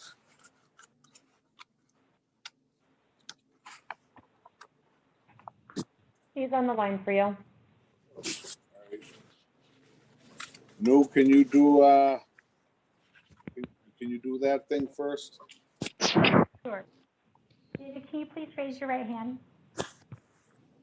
I got it Do you swear to raised. tell the- Okay, thank you. Do you swear to tell the truth, the whole truth, and nothing but the truth to help you God? I do. Thank you. We are here today on your application. You will have a chance to tell the committee about your business and why you're applying for the license. After that, I will read the good summary of the Good Neighbors meeting report, and this committee may ask questions of you. The chair will then check to see if city staff has any information to add, or if any members of the audience wishes to speak for or against the license application. Okay. Okay, can you tell us what you're looking at doing? Looking at coming in and opening the sports bar and grill. As you can see, Wisconsin sports are a hot item right now, doing well. So just come in, create that sports bar environment, have some good food, and just add a place. I see you guys don't have a Deer District here, so have a place that can, resemble the Deer District inside. What kind of experience do you have? So I own the food prep company. I still do own it. A food prep company. I worked at Potawatomi Bingo Casino for 6 years. So I got a sports bar and grill experience there, and party promotions throughout Milwaukee and Arizona. Okay. And can we hear from the Good Neighbors report? Sure. So, Mr. Lewis met with myself and the health department. The police department was not physically able to attend the meeting. Lieutenant Smith usually attends those meetings. He was unable to make the meeting, but he did relay some information to me. As the committee probably remembers, this location has been problematic in the past. The previous licensee was Booth R&D, also known as Ray's Boom Boom Boom. With that particular license premise, their license was revoked because there were so many nuisance complaints regarding that property. A lot of it had to do with the management of that particular premises, and Sergeant Webb can certainly speak more to this. But the concern was that as soon as the closing hours hit, there's a huge crowd that would go out, gather into the street. The street would turn into a huge block party. There was a lack of parking. There was usually a traffic jam. Sergeant Webb, again, can speak more with respect to those specific issues. But that was definitely a concern that was discussed at the meeting. Mr. Lewis still has to also apply for the health department license and building department, and he was told to get that process started. There is a capacity limit of 100 there, so you know that. We discussed that as well, and we discussed some of the agent's lack of experience. He stated that he had about 4 years of experience working at a casino, including serving alcohol, but has never managed a bar, and I believe he stated he did not have an operator's license in that particular position. So he was given a brief summary of the local ordinances in the city, so hopefully that helps him moving forward. And then lastly, I would just note that this is at least a 2-story building with residential complexes on the top. So if the committee does approve the application, it should be with the amendment that the premise description would only be for the floor level. I would like to hear from, we've got some new members. I would like to hear from Sergeant Webb, all the problems that have gone over there, if he has that.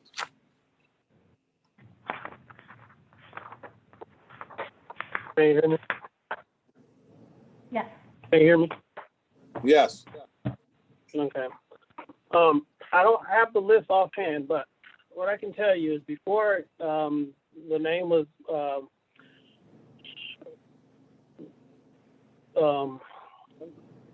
R&B Lounge, and it was nicknamed Ray's Boo Boom Room. And it got so bad that at one point we issued a nuisance property letter to the owner. He responded back with his plans to deter the behavior, only for the behavior to continue. Ultimately, if we remember, we were set to send the bar to due process. And I think at the 11th hour, New met with him. They had a conversation, and he just decided to surrender the license. The problem with the bar was the person that owned the bar had poor management, to where we would have events happen there, and they wouldn't cooperate with the police. They wouldn't let us in to do license premise checks. When we did get in there following any events in the area, it would almost be, you'd be lucky if you found a licensed bartender, because everybody will claim that that person was the bartender or that person was. We've had incidents to where we end up citing people for bartending without a license. Ultimately, the police department is concerned as much like it is whenever we have a problem property that we remedy, is if we let the same thing go back there, then we'll just be looking to apply the remedy again. And that goes for not only businesses, but residential properties. That goes for instances, and it reminds me of the hotel, where again, unless he comes with a very strong plan on how to alleviate this, the last time that bar was open, it was a nuisance. That's all. And I very concerned about the parking. I mean, there's more residential area than ever. The area has changed, and I have some huge concerns about anybody opening a bar in there again. So I'd like to hear some committee members. Alder Caprillion. All right. I would have to agree with Webb wholeheartedly. I remember this property very well. I remember the hardship that it brought on to the surrounding area, and then the strain in our resources.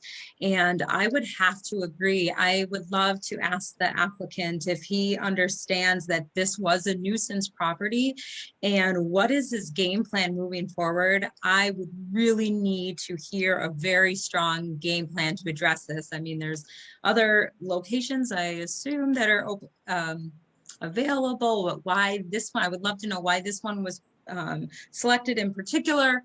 There's no right or wrong. I'm just curious. Just because this was a nuisance location, establishment, so the community is still wounded from that. So I would love to hear how that's going to be addressed and why this location was selected. Okay, you ready for me to speak? Yep. Okay, so I'm from Milwaukee. Milwaukee is a lot bigger than Racine, so I'm not sure what the last owners did, but I'm a new sheriff in town. Now, again, this is a very small property. It's something that can be easily managed. I do have a management team. All bartenders will be licensed. None of that is an issue. As far as the police, I look forward to working with them hand in hand, whether that's Racine Police or MPD. In regards to the issues outside of the bar, that's a very simple fix. I mean, if you you cut off everything, turn the lights on at 1:30, that gives you a better time to clear everything out. I'm not sure what time the bar was previously closing. But again, this isn't an elaborate bar where it takes a lot to run it.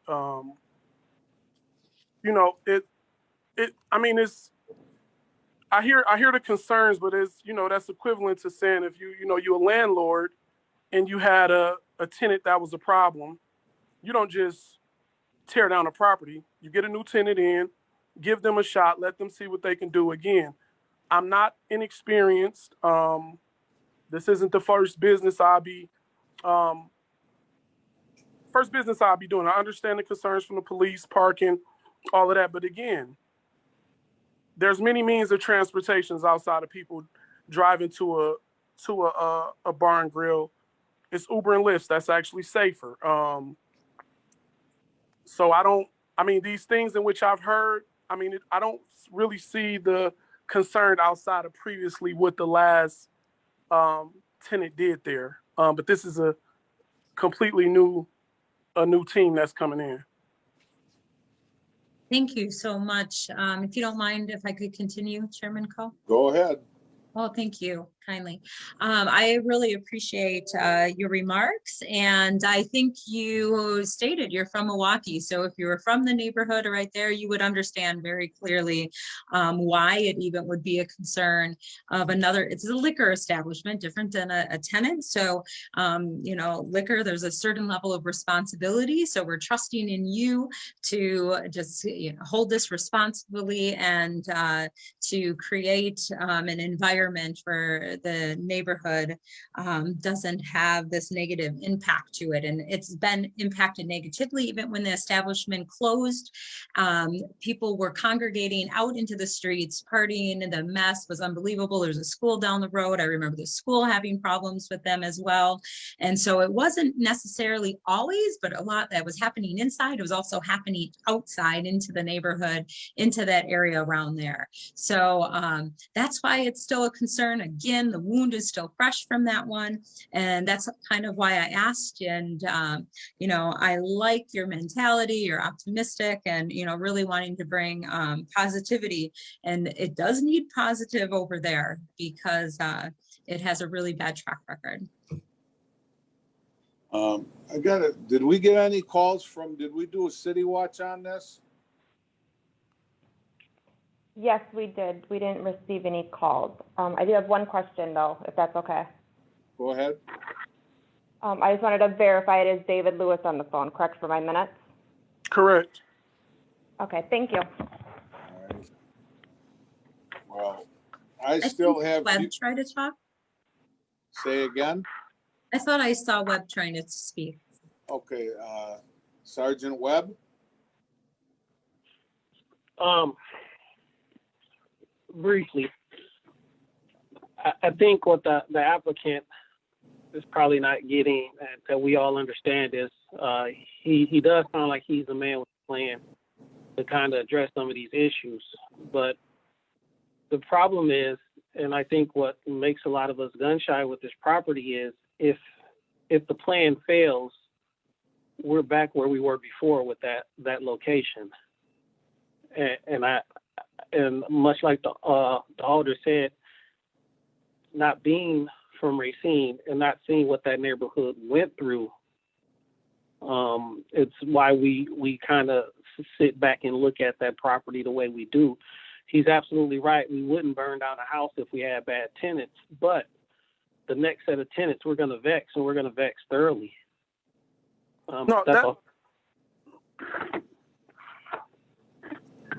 So, Could I speak one more time or no? Sure. Okay, so I got to hear the young lady speak before, and she spoke on her education and background. I'm a business owner. I have 2 master's degrees, one in adult education and one in human resources. By no means am I a fool by any circumstance. I've also lived out here in Racine. I've been out of Racine, so I'm not unfamiliar with Racine or the location at all. I just feel like that area, it definitely can be turned around. I'm not sure if it was an experience with the last people or what, but it's a very manageable property, a very manageable business there. So I'm not trying to say that, because you look at something, you say, well, a person don't live here, he don't care about it. Anything in which I put my hands in, I'm invested in it.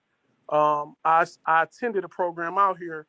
My first master's degree program from UW Platteville, I took my classes at Gateway virtually. I was one of the first virtual programs. So the Racine I'm also connected to. So this is a second home to me. So it's not like something where I'm just passing by and looking to make a quick buck and don't care what happens to the neighborhood or the community. Well, personally, I still have the concerns, the parking, and I mean, I've dealt with other properties that people were gonna come in and turn it around, and sometimes it's just the location that you just can't do anything with. And I mean, I don't want to put a neighborhood through that anymore. I mean, that's my personal belief. So is there any other questions from any of the committee members? Otherwise, I would entertain a motion.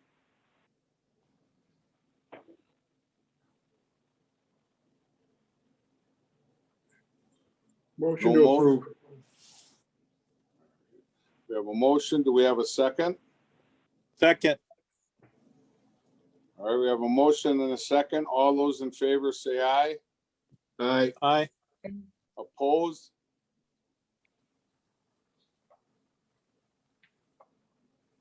Any opposed? All right, I'll just poll. Yep, go ahead. Clarify. I can't hear you. Just to clarify, is the motion to approve with that amended premise description for the first Yes, floor no. only?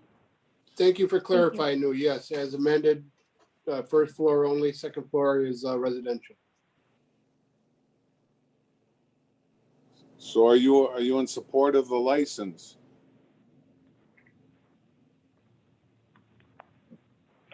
Who are you asking? You. Yes, I made the motion, I voted for it. Okay. As a- Okay. So we have a motion and a second. All those in favor say aye. Aye. Aye. We just went through that. Jeremy. Okay. I'm sorry. As amended. As Listen, amended. I didn't- Oh, as amended. Okay, I apologize. I didn't hear you.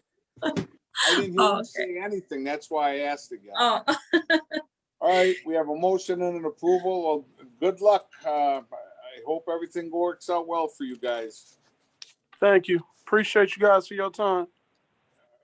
Moving on. Next item, communication, submitting an application for a Class A fermented malt beverage and intoxicating liquor license for Manny Liquor Corp., doing business as One Stop Food and Liquor located at 1711 Main Street, Wisconsin 53402. Manpreet Singh, agent, 4th District.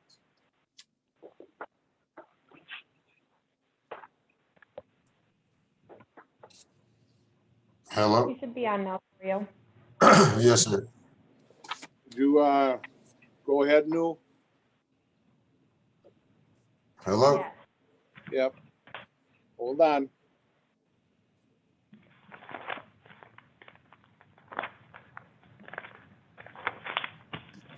Can you raise your right hand, please? Yes, it's raised. Thank you. Do you swear to tell the truth, the whole truth, and nothing but the truth to help you God? Yes, I do. Well, you're here on your application today, so you will have a chance to tell the committee about your business and why you're applying for the license. After that, the committee may ask you some questions, and the police department may or may not have any information to add. Lastly, the committee will check to see if anyone here in the audience wants to speak in favor or against the license application. Now, please go ahead. Tell us what you're going to be doing there and what's going on. So we're just buying a One Stop, and the place right now it's pretty beat up. So we're gonna go ahead and do a new parking lot outside, and get some new LED lights up and light up the whole corner right there. And then we're also gonna redo the inside. And then we're changing the One Stop sign from outside as well. And then we're getting a whole new security camera system, because I know that it gets a little dangerous there a little after hours. So we're gonna get a whole security system, so that way, you know, if anything does happen, we could know. We could call Racine PD and they'll be on it. And you guys were looking at doing something with the facade on that too. Am I correct? The front of the building? Right, exactly. We're gonna give it a facelift as well. Okay. What kind of experience do you have? Well, first, actually, I was an agent since the age of 18 for Matranga's Supermarket over on 1200 Villa Street. And also, we own Tops Supermarket. That is the High Street Pantry. So that's right down the block from the Main Street store. Okay, so, any questions from any of the committee members at all?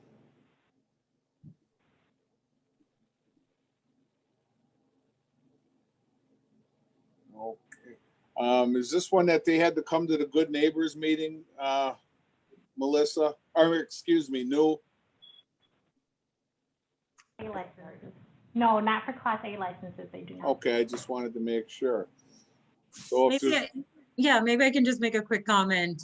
Hearing that you, Ron, the applicant runs the one on High Street, and I know you're gonna put some big LED lights out there. I am not the biggest fan of that. I mean, it's in the middle of the neighborhood and it just has the most like, un-neighborhood feel to it. I love to hear that there's going to be some changes made to that because it does draw some rough crowds at different points. I live right by there. So happy to hear that changes are going to be made. But I just wanted to state my opinion that I am not a fan of those big bright lights. I feel like those are meant for like somewhere where there isn't residential, so some business district or something like that. So my opinion, take it for whatever it's worth. And I'm happy that I had the opportunity to mention it to you. Melissa, I believe they're gonna have to, to redo the facade and signage Yeah. and stuff, they will have to come to the city for some of that anyway, so that might, Yeah. that might alleviate some of your worries they'll be working with city development on this. Okay, Right. very good. Thank So, you. All right. Thanks for so, listening. Mhm. I would entertain a motion. I move for approval. We have a second.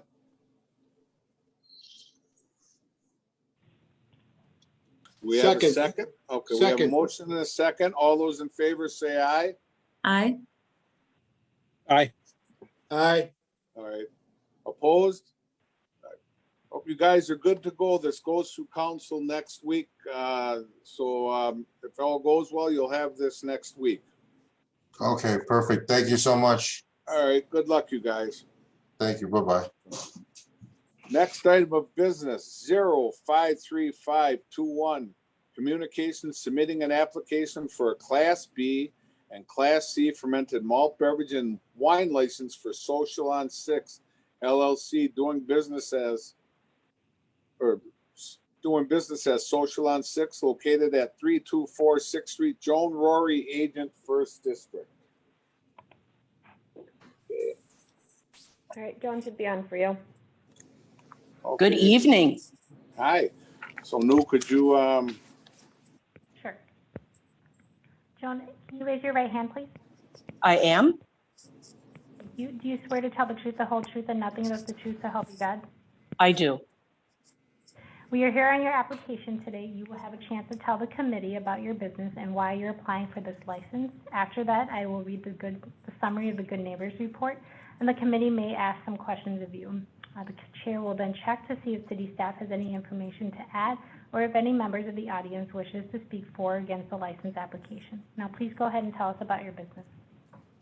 Good evening, Alders, and thank you very much for allowing me to participate this evening. I have been a lifelong member and resident of Racine. I have been extremely active in the Racine community in various forms. Most recently, as many of you know, the executive director of Visioning a Greater Racine. I am probably one of my community's biggest cheerleaders. I know that we have amazing things. I also recognize we have a great deal of work to do in our community. And I am jumping from the nonprofit sector into the for-profit sector as a small female-owned business by opening a micro venue on 6th and College. And a micro venue is an event space that allows for smaller groups. So right now, my capacity with no COVID restrictions is maximum of 50 people. Just to give you reference, I am in the former Long Shot Vinyl space, which is also owned. There are several other businesses, retails owned by Chris Hafel and Andy Meyer. So in a conversation I had with the building owners, and in my lifetime collection of vintage items and the skill to really throw a really nice party, I've owned my own catering service. I have been an event planner for every organization I've worked with, including Visioning a Greater Racine. And my goal here with Social on 6th is to create experience, not necessarily just an event. So for example, I aim that everyone who comes into this space is wowed. It's wowed by the historical architecture. It's wowed by detail and the reverence to it, and my base of history with Racine history of knowledge. I am looking to enhance this business by offering beer and wine. And let me give you an example. I have hosted several live performances. One is a circus performance, the Dinder Family Circus. And there was a children's show and an adult show, a 2 p.m. and a 6 p.m. I sold almost $250 in concessions with no alcohol. It was popcorn, lemonade, items that are allowed to me under my current retail food license. And the more I thought about it, and on this 90-degree day, I believe my income could have probably tripled if I had some ice cold PBRs available for the people attending. So my goal here is to create a community space. I have opened up my space for free to every nonprofit in the community. When they're ready to host their first face-to-face board meeting, I have made that offer. I literally just cleaned up after a reception. We had 4 promotions in the Racine Police Department, and I was so happy to host now Deputy Chief Jesse Matoyer, and because it's a community space, and that's my goal, to make this a community space.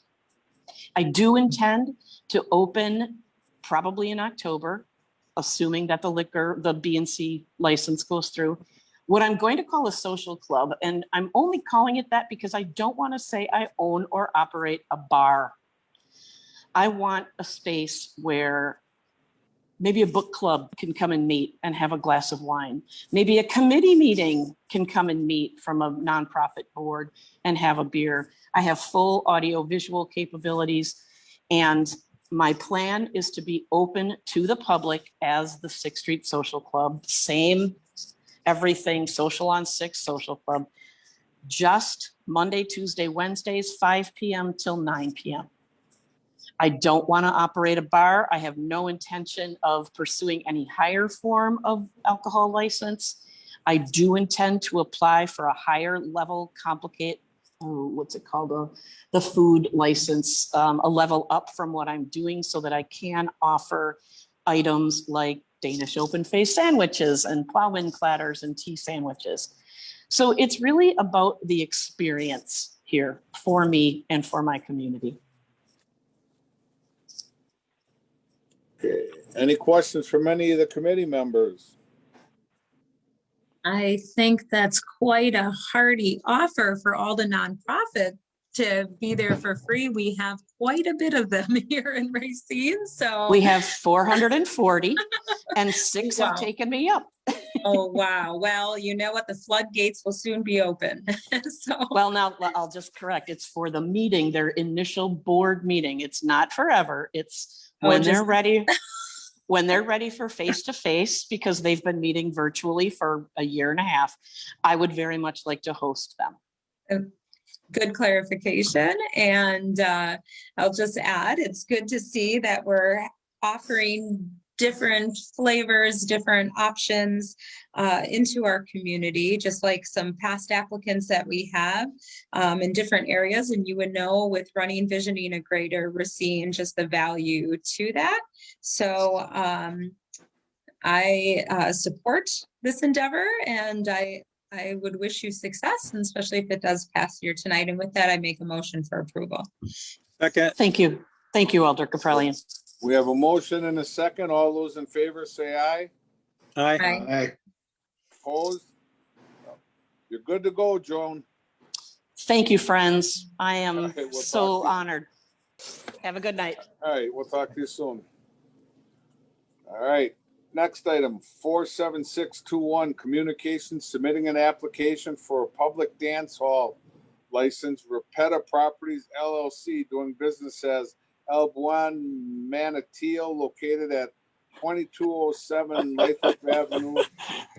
Did I butcher her name? I'm Yes, you did. sorry. Yeah. 53405, Abigail Repeta, agent, 11th District. So, All Newell? right, is on the line. Hello, my name is Abigail Repeta. There's no swear-in for this particular type of license. Okay. So there's just a list of questions that the committee would like to ask that's suggested in there, but otherwise. Okay, I have a question. Where is there room in there to dance? This place is very small. It's not really for like a dance hall. It's just like to bring like live music on for like a birthday party or like any special occasion for like Mother's Day or anything like that. So do you have a place where like a band could be, or do you do a DJs or what?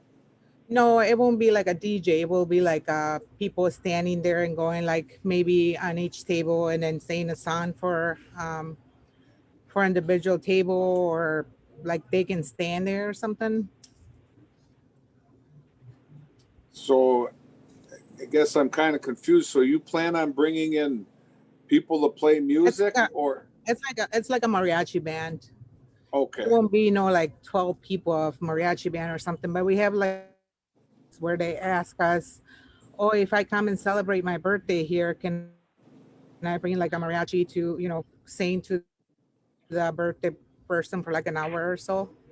What are your hours for, over there? Right now we're doing 11, like Monday to Thursday. We're opening from like 10 a.m. to 10 p.m. I mean, we're still working on those hours, like trying to work with them, like trying to open up early and close a little bit late, because I mean, we're kind of new in the business, so we have to like play with hours for now until we get like set up. But like Friday and Saturday we close at 11 p.m. And you're really not so new. You also own Dynasty. I know. People on the committee know this. So yes, I know, but I'm just trying to play with those hours at the new place. Oh no, I get it. So is there any questions from any of the committee members?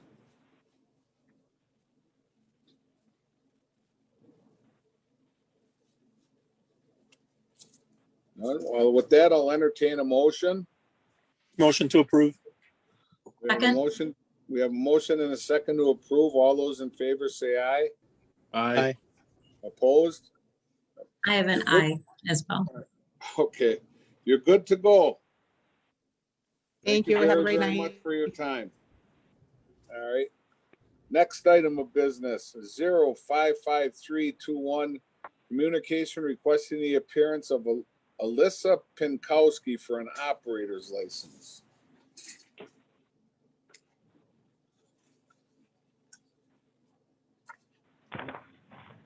Alderco, I do not have Alyssa. She did not call in. All right, well, I would entertain a motion to defer since this is the first time. Motion to defer. Or do we have a second? Second. All those in favor say aye. Aye. Opposed? All right, moving on.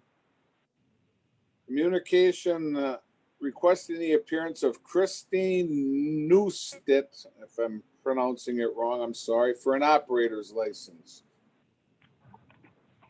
See if this is. Hello. Christine, are you there?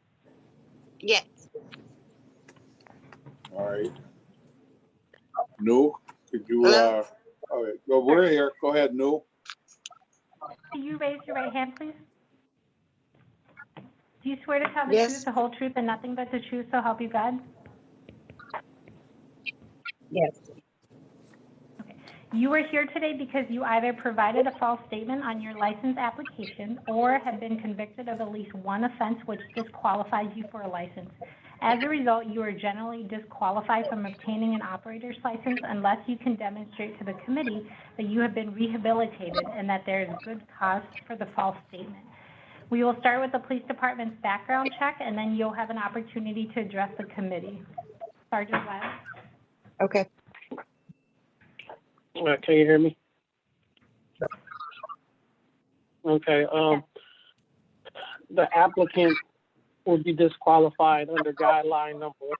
That the plea conviction was substantially relates for 2020 possession of narcotic drugs.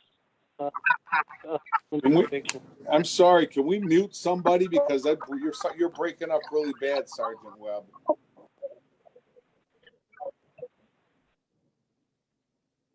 All right, can you go again, Sergeant Webb, please? Yes. The applicant is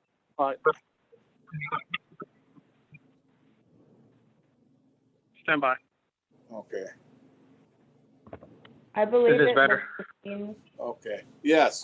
Thing Christine just actually jumped off the screen, so I don't know if she was trying to get back on.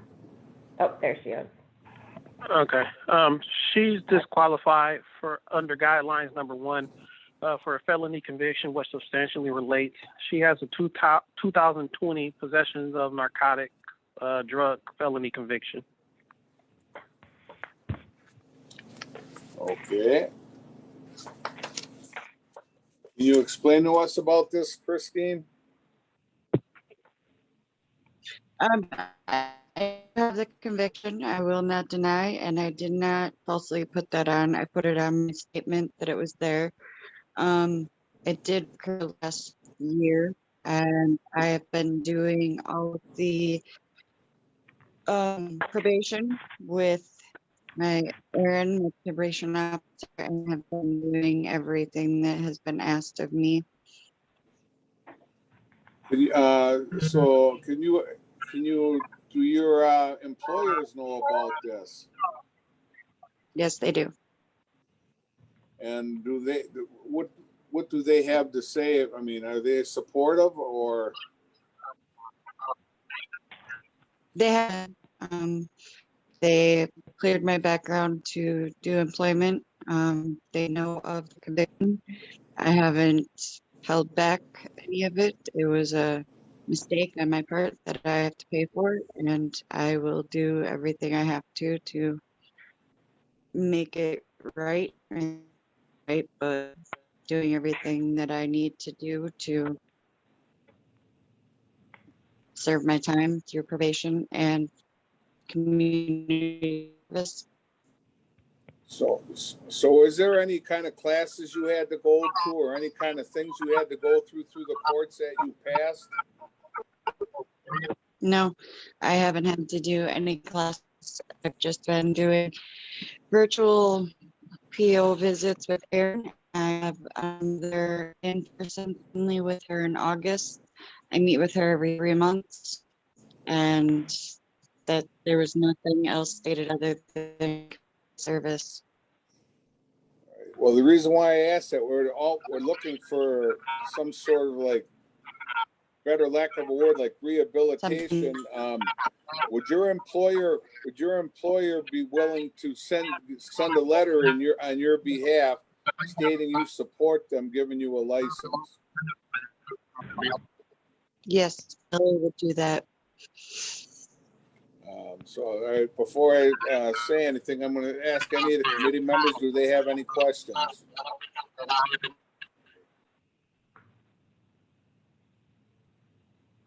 Who is she currently trying to work for, trying to get a license for? I didn't see that in the paperwork. Speedway.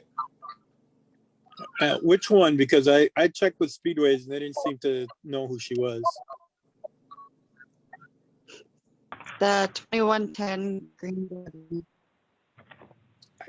Couldn't hear what you said. 2110 South Green Bay. Okay, thank you.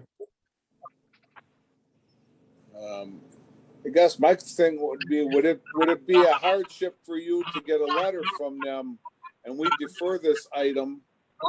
Or do you need this for working now? I currently need, but I can ask them to obtain a letter. I am management, so I'm the lead assistant manager at this employment. Okay, because we usually Point of clarification, does this one go before the city council too on July 20th? no. If we approve this, it would be passed. Okay, thank you. But you know, we have made a practice of getting something from somebody in order to do this. But the problem is, when do we meet again, Amber? Next time we would meet is August 9th. So that puts her out till the middle of August. Would that be a problem, Christine? Yes, because there's only like 3 of us that would have a liquor license. We have to close the beer anytime anybody leaves that doesn't have a license. Well, I mean, I have concerns because you're selling alcohol, but I understand your dilemma. But I guess I would approve this, but I would like you to get some sort of letter sent to the city clerk's office stating that that they know about this and that they are okay with you getting the license. Because okay, you know, and I would appreciate that, because I guess I don't know if we can take a license away for that, but I would hope that you follow up with them. I work tomorrow. I can speak with them immediately. All right, then. So I would entertain a motion from any of the committee members. Motion to approve. We have a motion. Do we have a second?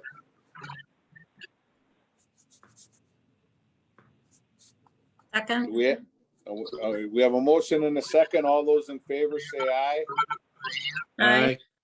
Opposed? Abstain. Okay. Good luck, Christine. Okay, Please thank you. get that letter, please. Yes, I will take care of it tomorrow. All right, thank you. Point of Thank order, you. Alder Cole. Okay. Go ahead. Yes, we seem to run into this on a regular basis. Is this something that can be put out to the applicants prior to coming to this meeting? No. I believe the city clerk's office does send a letter telling them that they do need to submit the evidence of rehabilitation. We just don't usually get anything before the meeting. It is in the letter. It is attached as well in your packet that I had sent with you. The letter is in there, and it does say that you need proof of rehabilitation. All right. So I think that's a fair question, though. That's definitely a fair question. If it, I mean, to ask for a letter from their current employer, I think it speaks a little bit more specifically, if I believe that's what the Alder's direction he was asking. Yes, be it, yeah, I mean, be it, I mean, you can give examples in the thing saying, looking for a letter from your employer, your parole officer, et cetera, you know? Right. I don't know, I know you guys are doing your best. Thank you very much. All right, moving on. Communication requesting the appearance of Adam Gilstrap for an operator's license working in the 12th district.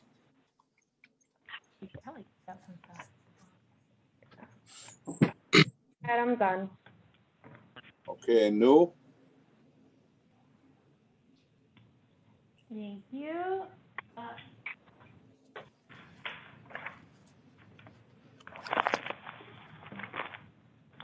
Would you please raise your right hand? Yes, ma'am. Thank you. Do you swear to tell the truth, the whole truth, and nothing but the truth, so help you God? Yes, ma'am. You are here today because you either provided a false statement on your license application or have been convicted of at least one offense which disqualifies you for a license. As a result, you are generally disqualified from obtaining an operator's license unless you can demonstrate to the committee that you have been rehabilitated and that there was good cause for the false statement. We will start with the police department's background check, then you will have an opportunity to address the committee. Sergeant Wiley. Okay. All right, can you hear me? Yes, Yes. sir. Okay. This applicant is disqualified under guidelines number 3, 2 or more offenses within the past 5 years, and number 5, false statements on the license. He checked that he had no convictions. He had a 2003 retail theft, 2019 possession of drug paraphernalia, and 2019 operating with a PAC of over 0.02. That is all. Okay. Can you explain to us why you didn't state that on your application? So it slipped my mind because I got convicted last year, August, for it, and the incident happened the year previous. And my dad ended up passing in October of last year, and so now it's just me and my mom, and I'm helping her with the mortgage, and it slipped my mind. Well, the question on there, it's, have you ever been convicted of any offenses? You do not need to include minor traffic offenses. I don't know how much of that could slip your mind. Yeah, I hear you. It's just been a lot, just because my mother is 74 years old, so I have a lot of responsibility to help her around the house and stuff like that. And when I submitted it, I then remembered the next day. I was like, I forgot to put that down. And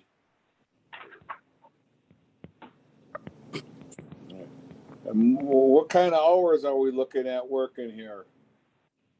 Well, before this went through, I was there Sunday open, Monday close, Tuesday close, and then every other Saturday open. Okay. Any questions from the committee members? I mean, this continually comes to us like this, and it's I get the same thing. I forgot this, I forgot that, and that's why we changed this questionnaire to make it really simple. So if you didn't have this license, is there other licensed bartenders while you're working? No, because there are currently only 3 of us employed. We had one girl walk out a week and a half ago, or 2 weeks, 4 weeks ago. Sorry. And I know how hard it is to get employees. I get that. So Yeah. Any questions from the committee? This is Alder. Oh, I'm sorry. I let Alder Peterson. I apologize. All right, thank you. Quick question. You say you are bartending right now at No, I'm not. Okay. All right, thank you. Alder Caprillion? Thank you kindly. So Adam, this is a really hard one for me, and I apologize if I get a little lecture-esque on you here. I first of all want to offer my condolences for your and your family's loss. That is something a very big time in someone's life that can create a lot of difficulties and obstacles. What we're faced with, thank you, what we're faced with this committee is a huge responsibility, and it's over liquor, operating for operators liquor license application and also liquor establishments. There's a reason for it. To have that high responsibility. It's not like you're selling lollipops. So for you to say it was just a slip oversight or an oversight, tends to bring me some high red flags because I don't want to see anyone that I approve a liquor operator's license for liquor to have these type of oversights happen, because I am hoping that the people that we are giving these license to, that they're on the top of their game. And so with that being said, I do not feel comfortable with approving this. It does not mean that you know, I definitely, my heart goes out for you for the hard time, but I think I'm looking at the application right now. That question is clear as day, whether it was 1 year, last year or the year before that, somebody who's had a run-in with the law, that doesn't just slip your mind. So even with some hardships with that, so I apologize if I sound like I'm scolding you. I Oh, just no, need you're to- okay. ma'am. Okay, I just need to take my role really seriously. And with that, I just don't feel comfortable. And all I would say to you is, please, I can understand why you would circle that no. It probably is a mar or an embarrassment, and you feel that judgment is going to be passed on you. And I just hope that you choose a path where you live honestly and you're able to do that. And you know, so you can move past it and allow others to be able to embrace you for who you are and where you're at right now. Because right now we're digging and swimming in your past. And Yes. instead we could have been moving forward here. So please try to move forward with as much honesty you can have in life. And, you know, I think you can move along a little bit quicker. So with that being said, Adam, I apologize. I can't move forward with approval for me, but I am only one committee member here. Yes, ma'am. I got a question. Does your employer know about this? Yes, sir, he does. Like I'm with Alder Caprillion on this. I am really not comfortable. But as I did with the last person, I would, if your employer could send a letter to the city clerk's office stating that they know about this and that they're okay with, you know, because you're going to be working for them. Could you get something from the boiler room, the bosses there? Yeah, I can give him a call right after this. Right. I mean, and like I said, I don't know how this is going to go, but I just want to say, if this is one thing you could do, you could get a letter from your employer stating that they know all about this. And like moving forward on any other thing, I would really look at the questions very carefully. With that, Yes. I would entertain a motion, unless there's any other questions from the committee. All right, I would entertain a motion.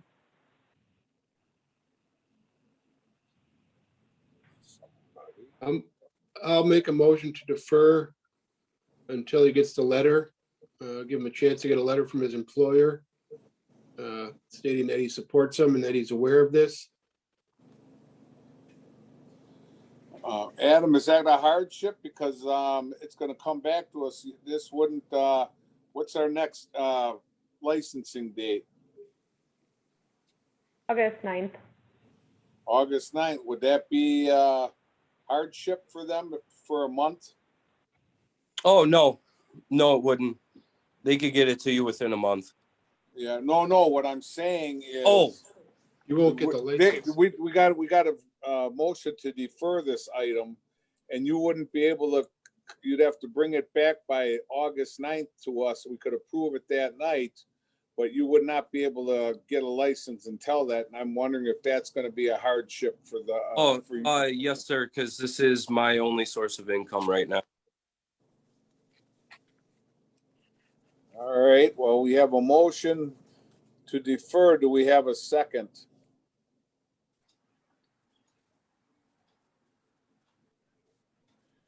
I We was have a second to defer. All right, we have a motion and a second. All those in favor say aye. Aye. Aye. Opposed? I oppose. And I also oppose. So what does that mean, Nu? Well, there's no motion, so it doesn't pass, so the committee still has to decide what it wants to do. So someone else would have to make a motion. Otherwise, you're Stanton. I will make a motion to approve. All right, we have a motion to approve. Is there a second? Second. Okay, we have a motion to approve. All those in favor say aye. Aye. Aye. Opposed? I oppose. All right. All right, so that's it. I guess we still want that letter, am I correct? Yes. Okay, so we still want to get the letter from your employer to the city clerk's office as soon Okay. as possible. Yes, sir. So, you know, because if we have to come back in a month and we don't have it, well, you know. Yeah. Good luck, and good luck. All We right. don't want to see you back here again. All right. Thank you, guys. Have a good night, guys. All right. There you go. Okay, moving on. Hold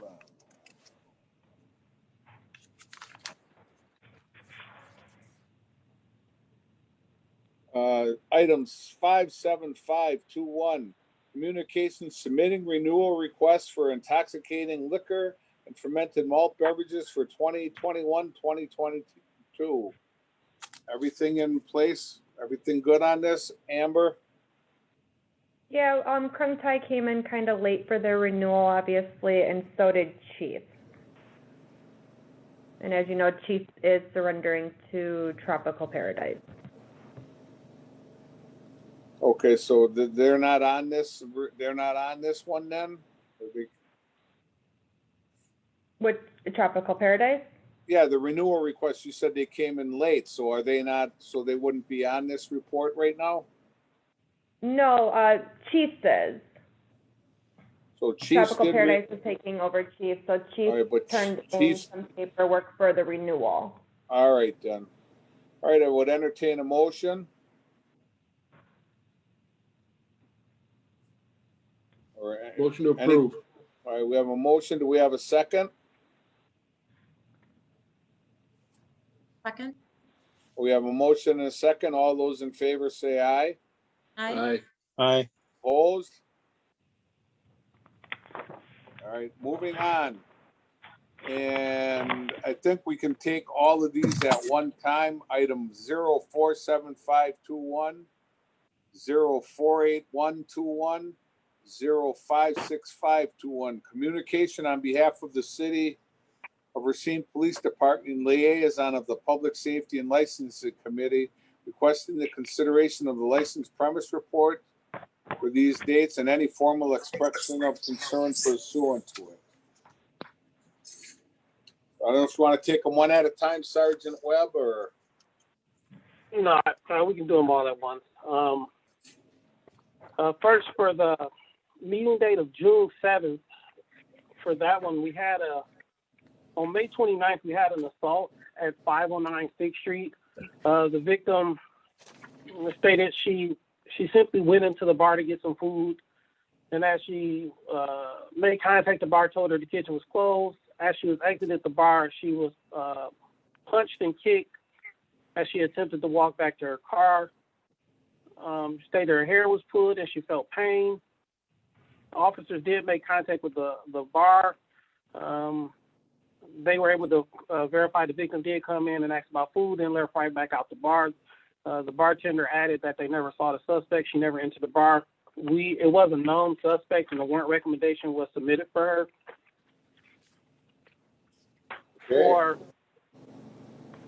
For the June 24th report, if we go to June 11th, it'll be on the last page at Max's Food Market. I'll read it. Due to numerous complaints, reference 1201 South Memorial selling liquor after the state of Wisconsin mandated 9 p.m. end time, I, Sergeant Webb, along with investigators of the City of Racine Police Department, completed a license premise check. Upon entering the store, the clerk, Gortada, however you pronounce that, I'm sorry, appeared to be taking payment for 2 bottles of dark-colored liquor products. All patrons were allowed to leave the store with no other liquor purchases being made. Contact was made with the 2 clerks working and the owner via the telephone. No citations were issued at the time of this report. Reference that. We haven't done compliance checks in a while, mainly because of COVID. and the individuals we use are minors, and it's the whole thing now. But I have received information before constantly about 1201 South Memorial selling liquor after their 9 p.m. Mandated state cutoff time. So the only thing that stopped them from getting the citation at this time is when I walked in, there were 2 bottles of liquor on the counter. Had I walked in later or earlier, I would have been able to successfully cite them. But the way it was set up, because the minute I walked in, they took them off the counter. But I say that to say this, because about a year or so ago, we had the exact same incident happen. So where we walk in, and I think we went there at 11:35, and there's liquor on the counter. So I did make contact with the owner. He was very apologetic, but he was the same thing a year or so ago. And I let him know that I'll be bringing this to you guys' attention. And that gives me a huge concern because we just granted them another license. All right, for the July 12th report, there's one thing I need to draw your attention to. It's on the first page. That's the June 19th thing. Initially, it was a robbery to where the victim stated that he met his friends and the suspect at Joey's on Lathrop. He stated they went to a couple after parties, ended up in a 200 block of Memorial, where he was assaulted and robbed by the group of males. The thing about this is after taking the initial report, the next morning, officers got a call to the 1600 block of Lathrop. The homeowner came out and found a large amount of blood in her driveway leading up to her door. When officers viewed the video footage, it showed the suspect that reported that the assault happened in the 1200 block of North Memorial. The very last line with this is, due to conflicting information, it is unknown how the incident occurred, where the incident occurred, or if the victim was at the bar prior to the incident. So like I said, initially he stated that they all met at the bar, but again, he wasn't being very truthful and forthcoming with the information. For June 21st, there was an assault at the Rhino Bar. Victim was at the bar by herself, had a drink, went outside to have a smoke. While outside, she stated she was jumped by a group of unknown patrons. She stated she was knocked to the ground and punched and kicked repeatedly before she fled. She suffered swelling, a black eye, and a laceration to her nose. Made contact with the bartender. She was unaware of the incident. The bartender did advise that the owner would have to reach out, or we have to reach out to the owner, as she was unable to access the security system. And that is it, unless you guys have any questions. So on that Rhino Bar one, did they ever get you any? Did the police ever request any video or no? They did. I mean, it was a time for follow-up, so they would have reached out to the owner. All right, then. So anything from any of the members on this? Otherwise, I'd entertain a motion to receive and file these. Motion to receive and file. All right, we have a motion and a second. All those in favor say aye. Aye. Aye. Second, aye. Opposed? All right. Thank you, Sergeant Webb. Much appreciated. Thank you very So, much. right quick before you guys adjourn. The lady, I forgot her name, I'm sorry, spoke today about the 4 promotions with the police department. I don't know how many of you guys knew, but I was one of them. With that, I'm no longer in investigations. So either probably this one is going to be my last public safety and license committee meeting. It's going to go to the person that took my previous spot. So I emailed New, and I'll tell you guys the same thing. I kind of told her, it's been a long 3 years. I really appreciated you guys. And my hopes, as always, is that we're better than what we were 3 years ago. I want to thank you for your service, Sergeant Webb. It sucks, but I'm really happy for you to get promoted. So what did you get promoted to? And who were the other people? It was the assistant chief, Ramirez, Matoyer to deputy chief, Rick Teller to deputy chief, me to lieutenant, and Joe Spalding to lieutenant. And you let us call you sergeant this whole time today? Come on. Sorry, I forgot. I'm sorry, Lynette. Congratulations, sir. Congratulations, Lieutenant Webb. Yes, sir. Yeah, Lieutenant Webb, I don't believe I've Lieutenant ever Webb. I don't believe Man, I ever sound like had you the should- opportunity to meet you. Yeah. And I just want to say through all the years that I have served, and we've had many representatives from the police department, I am royally impressed on how you delivered and the amount of content and compassion that you brought forward. I am so sad to see you not be part of this public safety and licensing committee. However, I do congratulate you as well. So you're doing a job that's getting noticed and a job well done. So congratulations, and I hope to meet you in person. Oh, no problem. I'd like to thank you all, but like we all kind of realized a while ago, outside of the business aspect, all we ask is for people to be good neighbors. I know I've done it before, but in the last one, I gotta continue to give New her flowers, because one of the biggest things with this was the good neighbors meeting, and the fact that we all understood that it was better to help a business succeed than to condemn it once it failed. Yeah. And I think just the amount of resources and the fact that we're starting to see less and less come through to where there's severe problems. And even now when we have bars come through, a lot of the times they flat out say, yeah, I was wrong and I'll do better, as opposed to some of the things we went through before. Yeah. Well, you've done a great job, New. You've done a great job too. Thank you very much. I really appreciate it, especially coming back after a baby and everything. It's got to be challenging, and appreciate all the hard work and the quick emails that you send back. Really appreciate that very much. And Amber, if it's possible, could you send out from the clerk's office a list of the promotions? Because I checked our email and I only saw it on Facebook and I couldn't tell who was being promoted. We didn't have any information of who was promoted. I'd appreciate if you could do that for us, so we can maybe send them a congratulatory email or something. Yep, I can send that out to the committee. Thank Once you. again, Sergeant Webb, I want to congratulate Lieutenant you. Webb. Lieutenant Webb. I want to thank you for your insight that you've offered to us over the last 3 years. It's really been appreciated. No problem. Again, thanks for having me. And again, I'm Thank you very sorry, much, Lieutenant Webb. All right, well, I would entertain a motion to adjourn. Motion to adjourn. All right, we have a motion and a second. All those in favor say aye. Aye. Aye. Opposed? Yep, good to go. Thank you guys very much. Thank you guys. Have a good night. All right.